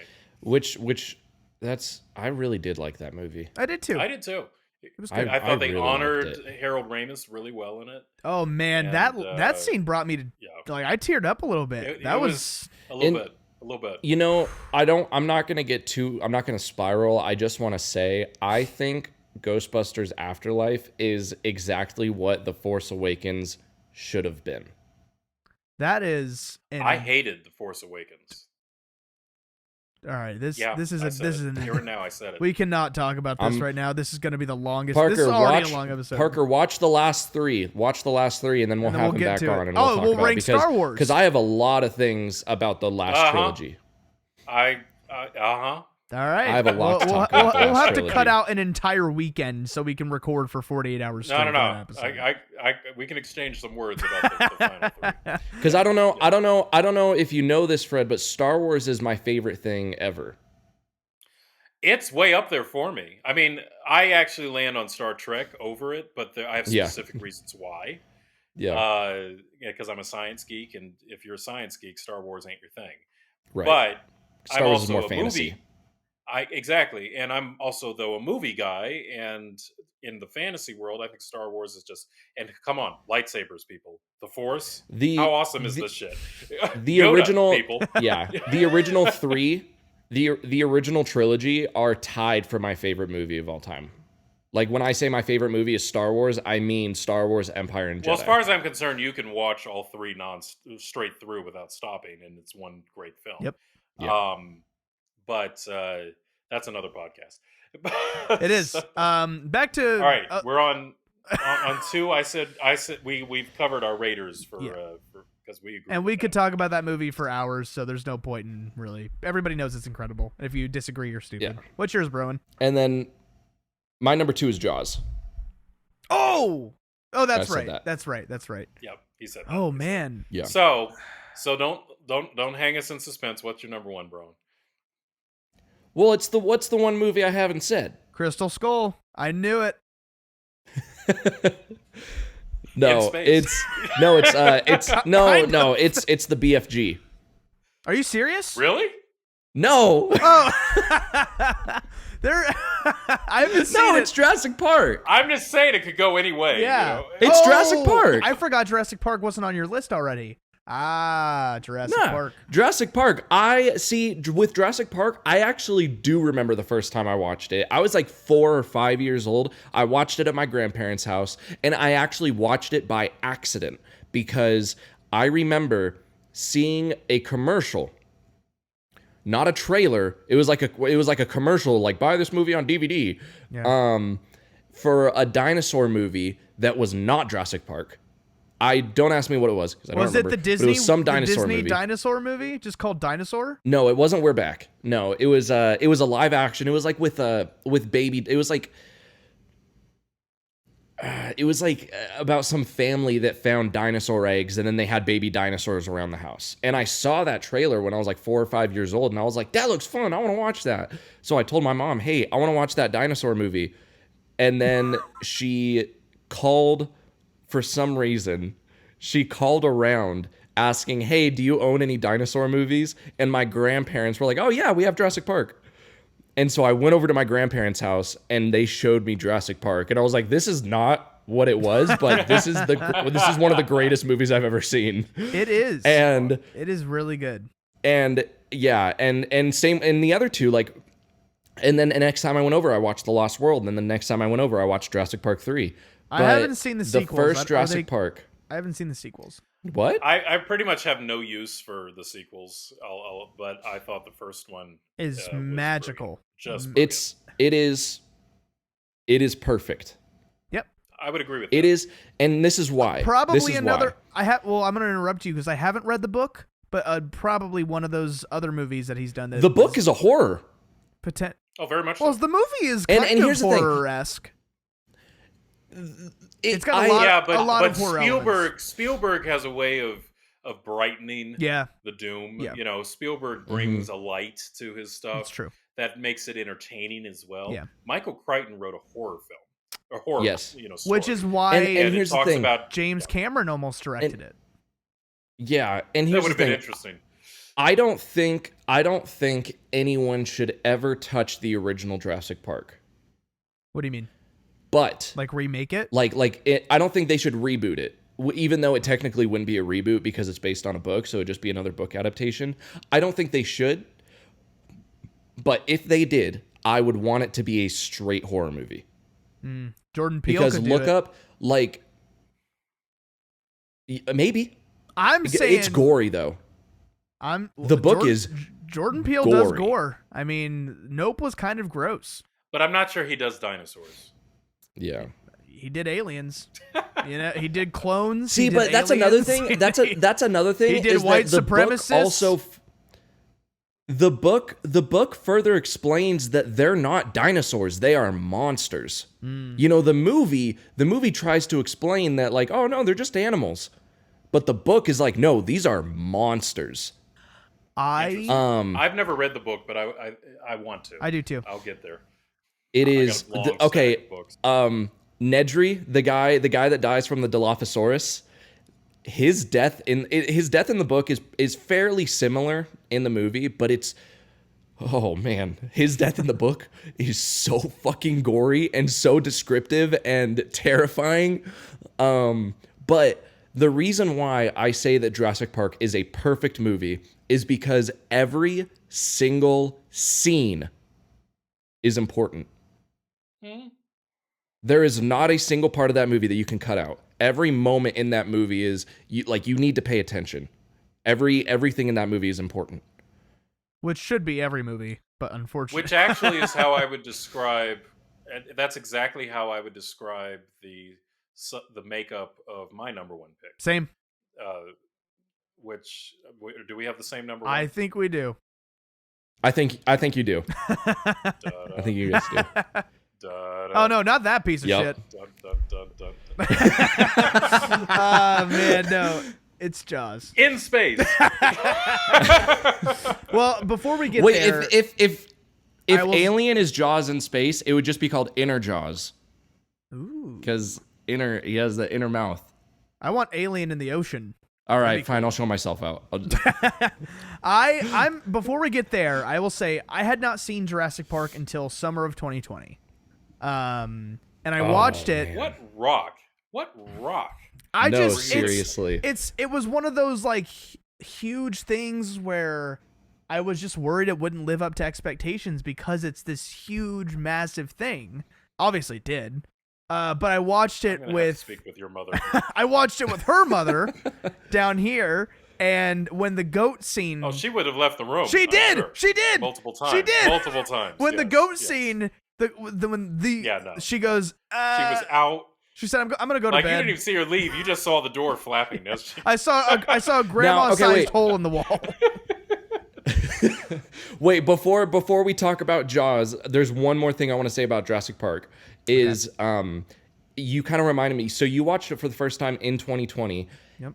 In 2020, I watched it in the theater for the first time because my local theater, like movies stopped playing in theaters, and so my local theater was playing older movies. So they played like The Goonies, E.T., Jurassic Park. And I was like, I would love to watch Jurassic Park in the theater because I missed it by a few years, of being born. So it's a theater film, definitely. I would say, holy shit, is it a theater movie? It is probably one of my favorite theater experiences when it comes to just watching the movie. I'd seen the movie a million times, but watching it in the theater, not gonna lie, I cried. Yeah. It's a good film. When the movie, and the theater wasn't even super packed, but when the movie first started, like the Universal logo started, I started cheering and I was like, woohoo, dinosaurs! The entire crowd started cheering with me. So I'm gonna use this opportunity to put an injection in, because it's certainly the case for my list, and I think you guys would probably agree. But as awesome as all of these films are, I would argue 70 to 80% of their awesomeness has nothing to do with Spielberg. The music? John Williams. Yep. And so anybody who can say Spielberg is maybe the greatest or most influential or whatever director in Hollywood history, in truth, the most influential person I would make in Hollywood history is John Williams. Yeah. Think about any of these movies he's done. You don't have Jaws without the music. You don't have Star Wars without the music. You don't have Raiders without the music. You don't have Star Wars by any means. You don't have Jurassic Park. Nope. You don't have E.T. in Close Encounters. Harry Potter even. The others you could argue Amistad would have been a good film no matter how it was, you think of The Color Purple, Saving Private Ryan, though the music was a big part of that. But those top 5 or 6 most Superman. famous films. Superman. Spielberg. Superman. Not even Spielberg. Yeah. But you don't have them without the music. I haven't seen it, but I would also argue 2001: A Space Odyssey. That wasn't Spielberg. No, that wasn't, it was John Williams. I heard he wrote that's John Williams. It is John Williams. Can you believe that? Is it really? I found that out recently. He 2001 wrote is John Williams. that. He didn't write that. Oh, he did. That's not him. Oh, okay. No. All right, I lied then. No. That's not as important. As I thought. That's Strauss. Oh, okay. No. That's Strauss. Somebody lied That's to me a very then. Famous piece, but I didn't know Williams did the rest of the scoring though. If that's the case, He is he's a very but important guy. You absolutely do not have Jaws. Jaws, that shark is the music. The music is the shark. I would love to watch a Jaws movie where the people are on the boat and then just like, why do I hear music all of a sudden? Well, there is I think it was the Cinephiles, Fred, that were talking about it. They wanted to do they wanted to find people.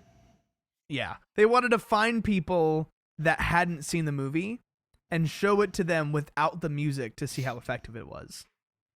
Which is obviously a terrible way to first see the movie, but with no music, there's no Jaws. When you're a film student, they talk about watch films with the volume turned down, so you can just see visual storytelling. Interesting, and it's a very different experience.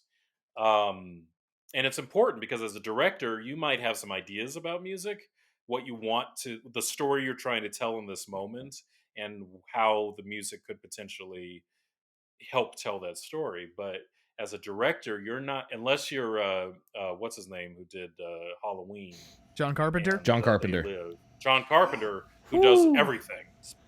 Speaking of, I got to see. So he probably is thinking about the music. Speaking of, I saw Did you go watch it? I saw They Live in the theater last night, and it was awesome. It was awesome. I'm sorry I couldn't go with you. It was awesome. But anyhow, so getting into Jaws, I just have to say, really, the most influential person in Hollywood history is probably John Williams. Oh, yeah. I mean, I can't even argue with that. It's speaking of theater experiences, making movies. I watched Jaws also for the first time in summer of 2020. Because during COVID, I just decided I need to start watching these movies. He's basically a fetus that just sort of walks around and talks. That's all he is. Yeah, that's a really good explanation of human beings in general. It's just a thing that walks around and talks and does pretty much nothing else. No, I watched it and I didn't really understand how effective and incredible Steven Spielberg was at the time because I was younger. I wasn't as into movies as I am now. I don't even know if I knew it was Spielberg. I just know I was expecting a popcorn movie, and Jaws. Jaws, yeah. A shark popcorn movie, and it is not that. So you were expecting like Deep Blue Sea. I mean, I knew it was gonna be good, but like the good that the fact that every shark or water monster movie ever made since sucks has just been trying to recapture what Spielberg did to Jaws. Yeah. And if you think about it, the plot is exactly the same. Not even water, just any monster movie in general. Yep. There's just like, oh, this is like Jaws. No, Alien, Jaws in space. You're absolutely right. Jaws in the sky. Yeah. Anaconda, Jaws in the jungle. Yeah. But I will say I Nightmare on Elm Street, Jaws in your brain. Yeah. I liked it, but I was also I was younger than I am now, and I didn't love it. I just liked it because there was so much character work that I wasn't expecting. I was just like, this is a lot of talking and not a lot of shark eating people. Now, fast forward to last October. AMC is playing a new restoration in IMAX. I go see it in the theater. It is now my second favorite movie of all time. And what's your first? Back to the Future. Hook. Yeah, no, it's Hookers in Space. Thank you very much. But yeah, I mean, and I got to experience it with. There were younger kids there, like parents brought their kids that were 15, whatever, that hadn't seen it before and were jumping And it was like seeing it when it came out because all these people hadn't seen it before. It was an incredible experience on the big screen. I think to Broen's point, as a film genre, it may be the most influential horror film ever. Because like you say, pretty much every horror film since has just tried to capture the psychology, the thing unseen. Yep. It's there, but you don't know. One of the scariest scenes in cinema history is that opening scene. And you don't see terrifying. The shark at all. And scary not only because it's just really well done, but because all of us have gone in the water before. Yeah. Many of us are still dumb enough to still go in the water. Yeah. Okay, I have a funny story about that. It relates. I have a funny story about that. I went to Orange Beach in Alabama after I graduated high school with my friend. And I grew up in Oregon. And so the beaches in, Northwest beaches, very cold. You don't go swimming. You just go there just to kind of lay on the beach, right? You don't go swimming in Oregon beaches. It's like the Northeast. Yeah. And so going to Orange Beach in Alabama in the summer, that water was warmer than a hotel pool. And we were in our hotel, and from our hotel balcony, we could see a sandbar not far from the shore. Mm-hmm. So the next day when we were out on the beach, we were like, hey, let's go find that sandbar. And we're both really good swimmers. And so we're swimming out, and I look back, and we're like maybe 100 feet. No, I'm saying like it wasn't an issue for us swimming-wise. Sure. And we're like 100 feet from the shore, really not that far. But I'm just like, I can't fucking do this, dude. I can't do this. I got to go back. Right. He's like, dude, we're not even that far out. And my exact quote to him was, neither was the kid in Jaws. I'm going back, dude. I am not. Dude. But this is the thing. I would imagine you were legitimately having that moment. And people who had never even thought about this sort of thing before, it actually had a huge psychological effect on audiences. And I don't go in the ocean. Fuck that. No. I have not trouble really with because pools. of that movie, but that movie captures my feeling really well. I have trouble with pools, even though I know nobody's putting big sharks in their own pool. I'm looking at it. I'm like, but Parker, you have other issues altogether, so let's not. It's only the ocean. I don't mind pools. I don't mind rivers. I don't mind lakes. It's only the ocean. The ocean is scary. And simply because, let's not pretend that there's nothing. Like, we know we're in a body of water with creatures that would be perfectly happy to snack on us. They may not be near the shore in this moment. They may be. You can give me statistics all you want, but I know for a fact that I am sharing a body of water with things that would be happy to snack on me. And it will never be a 0% possibility. But also like 92% that we don't even know about yet, or whatever the percentage is. Well, there's stuff out there, absolutely, we've not even seen. No, I'm good. Every now and then I've had to go into the water because, whatever, and even up to my knees, I'm like, that is the power of Steven Spielberg and John Williams, obviously, but I mean, everybody knows the stories, so we don't need to dig into why the movie is the way it is. No, if you don't know it, A, something's wrong with your life. B, go watch it. But it is. Well, first of all, if you don't know it, you're probably not listening to this podcast right now. That's probably not. And which is another. You're also, if you've randomly stumbled upon this podcast, you're probably not 2 hours in. But if you are for some reason, I mean, it is such an accomplishment in film. Yes, thank you. It is such an accomplishment in filmmaking because your main attraction doesn't work. Now what? Yeah. It's the creative juices that went into and this is another thing why I give this up. Exactly to your point, so much went wrong. Yeah. I mean, there's a Broadway show right now about it. Yeah. Yeah. So much went wrong. I want to see that so bad. So much went wrong that it should have been an absolute failure.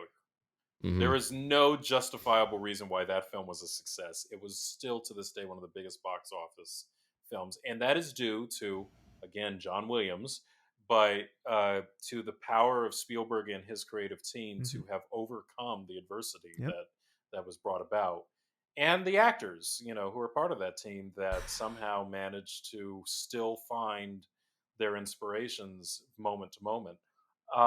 It's one of the best filmmaking stories ever told. Well, agreed. And to know it's another movie that's perfect. Oh, yes, I agree. I absolutely agree. And it's perfect because everything went wrong. It would but it had the right team, of course, ready to deal with that. Of course, because a lot of things have gone wrong in films and they did not recover. Oh, yeah. In this case, you had the dream team, really. But that, given that gift of those failings, because it really was a gift. Spielberg himself has said, if everything went right, it would not have been as good a film. No, by any means. It would have probably just been a popcorn. I mean, it would have been Spielberg. It would have been good, but it would have been a popcorn shark eating people movie. And like everyone ever since. Yeah. because it's the same with Die Hard. The story is not there for the other ones. The current iteration is the Meg. We're on which is 2 of that. Impressively at a whopping 0% on Rotten Tomatoes right now, the sequel, which I think is hilarious. But yeah, this movie is still so effective. And bro, and you need to listen to the Cinephiles, but they were one of the hosts was saying it's one of his all-time favorite movies, and 9 times out of 10 he skips the first scene because it's just too much for him to watch. It's rough. It's hard. It's rough. And it's just a girl. But let's also not forget maybe one of the best monologues in film history. Oh yeah, which is one of the reasons I want to see the show, because I want to see his son do it. Yeah. Does he do it in the show? I think I read like there's like a take of it or something like that. But yeah. And Robert Shaw is to be credited with it because that monologue went through multiple iterations. It's not in the book. Version was like 4 pages long. Then people kept rewriting it and trying to get it right, and then finally Shaw said, "Give it here, let me see it." Yeah. And he went and did his, and that what you see is Shaw's actual version of it, which supposedly he was quite inebriated at. I've heard, which works because they had nothing better to do but drink. Yeah, but the look on Dreyfuss's face, both of them really, when at the end of that were just sort of slack-jawed, is exactly how everyone and it's still, I've seen that film I don't know how many times, and I still watch that scene. It is an incredible delivery of an incredible story, and I would imagine every film writer since has tried to capture the psychology of that moment when they're trying to write, because it's just incredible. And I think there's something to say about the power of movies and cinema, because it's just a guy talking, but it sucks you in and you are invested from start to finish.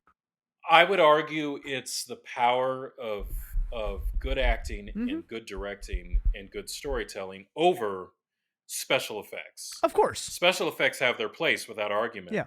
But I am more touched by that simply a man speaking good words with a camera on him. Yep. And some good reaction shots, which goes back to the directing and acting. Yeah. There are no special effects. There's no sound. There's not even a score. Yeah. That is another reason John Williams is so incredible. It's because he knows when to shut up. He knows when to not put anything there. And I'm sure Spielberg has something to do with it, saying, I don't want anything here or whatever. But he knows when not to. Anything other than what you talk about, a perfect movie, that is a perfect scene. Yeah. And it is a perfect filmmaking moment because the right choices of what to and what not to do were made, that I still think, 40, 50, however many decades later, I think it's still one of the best moments in film history. It's going to be 50 in 2 years. That's crazy. It came out 75. That's crazy. And correct me, Fred, you'll probably know the answer to this, so correct me if I'm wrong, but is Jaws the movie that created the term blockbuster? Yes. Okay, that's what I thought. and it literally because people were wrapped around the block. Yep. The block, yeah. To go see the summer And blockbuster. okay, so Parker, you said that you saw it in the theater when it was restored. Yeah, in IMAX, which was just incredible. I'm almost certain that watching that in that experience for you was like you'll never forget it. Never. I never saw it in the theater, but I did see it in the drive-in, and let me tell you, that movie was made for the drive-in. That's awesome. Have you seen? So to this day, I've never been to a drive-in, and it's one of the things it's on my bucket list. I think the idea, especially now that cars have the kind of stereos they have. Mm-hmm. Well, you think of when drive-ins came out, they were just shit little speakers and whatnot that you'd put on the window, or they put a speaker on the window. Yeah, exactly. Yeah. Now with like surround sounds, B&W speakers and whatnot, I would think a drive-in would be just incredible. And you can also just like get a radio app and then connect it to a speaker. Yeah. Have you seen the people that have screenings of it, but you're floating in the lake on? I've always wanted to do that. On the donuts. Can you imagine watching Jaws floating in the water at nighttime? So I've always wanted to do that. No thanks. I was thinking of putting a screen on the back of my house, and actually you could sit in the pool and watch. And I haven't done it. Even in the pool I think it would be at nighttime. That's what I'm saying. Feeling your feet dangling in the water when you're watching that. Oh, absolutely not. I'm not coming over. Like at the beginning of the movie, you're all like spread eagle. Like the movie starts, you're spread eagle, and then as soon as that first scene is over, you're like crisscross sitting in the tube, paddling, like trying to get to the side, like fucking. Yeah, no. All right, it's too cold now, but next summer we're doing it. It's done. It's on. It's on. But that is, man, yeah. Jaws is it's one of those movies. It's it. That's it. Yeah, That's the one. it's and you know what? A few years from now, I may switch Jurassic. Yeah. Sorry, we had some technical difficulties, which luckily. The shark bit us. We're gonna write a show called "The Zencaster is Broken." But yeah, we this was awesome. I loved doing this. I hope you guys enjoyed it. I'm so grateful for Fred being here, and Broen being here and taking the 14 hours to talk about movies. It's great. I don't know, Parker, if you and Broen have talked about this that I've mentioned to you, but maybe this would be a great time to throw this. We'll do a poll on the episode. They can vote yes or no. So this will determine your fate. So stick this in your pipe and smoke it. That's an old term. I'm an old guy, so I can use these phrases. What is? But because I'm old and decrepit, not really. Look that way. How would you two feel about maybe a monthly episode where we go and actually look together at a classic film? Everything from Citizen Kane to Guess Who's Coming to Dinner to just classic stuff. Hitchcock, stuff that a lot of younger people don't necessarily pull out of the DVD box, so to speak. Mm-hmm. And actually, just maybe once a month or something, do an episode and talk about it, about, what the story, how you resonated or didn't, was it totally out of touch? Did not stand the test of time? Actually, who would have thought that would be still a film that held up to this day without all the special effects, the social statements and cultural differences between a film dealing with issues in the 1950s as opposed to how we would deal with those stories today. Even Raiders, like you said, there are some problems, and that was 81. So we could. Well, and that's the thing. I mean, at this point, I don't even think of those as classic films, but yeah, they're 30, 40 years. Jaws is going to be 50 soon. I mean, going all the way back to some of the earlier films, like I said, the Hitchcockian era kind of stuff, up through those early 80s and even 90s films in some cases. But just looking at some of that older classic material and talking about it from a different generational perspective. What do you think? Nah. Just kidding. Yeah. I appreciate the idea, but yeah. How do we, Broen, how do we kick him out of this? No, I would be very interested in that. I think it's a very interesting thing to do with people from different generations. Bro and I are this, but you know what I'm saying? Like, you will view one of those movies differently than we would. We're growing up on different movies than you did. So I think it's a great idea. Well, and I think some of what makes it interesting is, I mean, everything you're watching today, everything that's coming out today is birthed out of what came before it. And so, just like we said, Jaws is probably the first modern horror film through which Alien to Terminator in some ways to all these other films have really been sort of inspired by the psychological storytelling that really, I would claim Jaws is probably where that began in many ways. But we could argue, for example, The Thing, which, from the outer space aspect, that was an older film. I mean, I think the one that Carpenter did in the 80s, which is still post Jaws and still comes with those ideas of what you can't see, the thing that's unknown. John Carpenter's The Thing is my favorite horror movie of all time. It's pretty wild, right? But that is still a remake from a much earlier The Thing from version. Another World. But they are based on the short story Who Goes There. Yeah. And if you compare them to the short story, The Thing from Another World is barely an adaptation. The true adaptation is the John Carpenter one. It's very different, absolutely. But here's the thing: they couldn't have shown the John Carpenter version back in the 1950s. And you could also, there's no argue, Jaws might be the first modern horror movie, or is it Psycho, or is it this other thing, or is Psycho the first slasher? So I think there's a lot of conversation there. Psychological thriller, I think it could be an interesting conversation. And then again, from your perspectives as younger millennials or whatever, are you younger or older millennials? What do you? I am Gen Z. Middle age. I'm Gen Z. I missed the mark by a few years. You're not even millennial. No. Millennials. I'm Gen Z, and I missed it by a few years. A millennial. I think you're a millennial, Fred. Hold on. What years are millennials? I'm debated.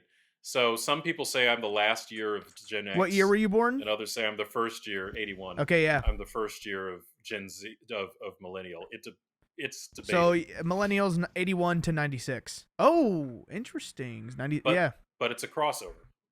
You're both. Because I've seen Gen X as being like to 81, 82, maybe. That makes sense, because some things you say, I'm like, he sounds 100, and the other things, I'm like, I could get with that. So that makes a lot of sense. You jive turkey. Well, as my millennial uncle would say, this episode was bitchin', and I think Word. I think this is awesome, and I think that's a great idea. I think having a recurring guest with such unpopular opinions with our audience and with the angry people of TikTok, I think is a great idea. I mean, Brone's already yawning at the idea, so clearly he's bored. He's inspired. If it's not plastered in CGI, I don't want it. Yeah, no. Which we could also Booties talk ain't about shaking. modern remakes, like the modern remake of The Thing, the newer remake, and how that's worse because I haven't seen the whole thing because it just looked really gory. But, not worth it, really. But that's a different episode. Broen, where can they find you on the internet?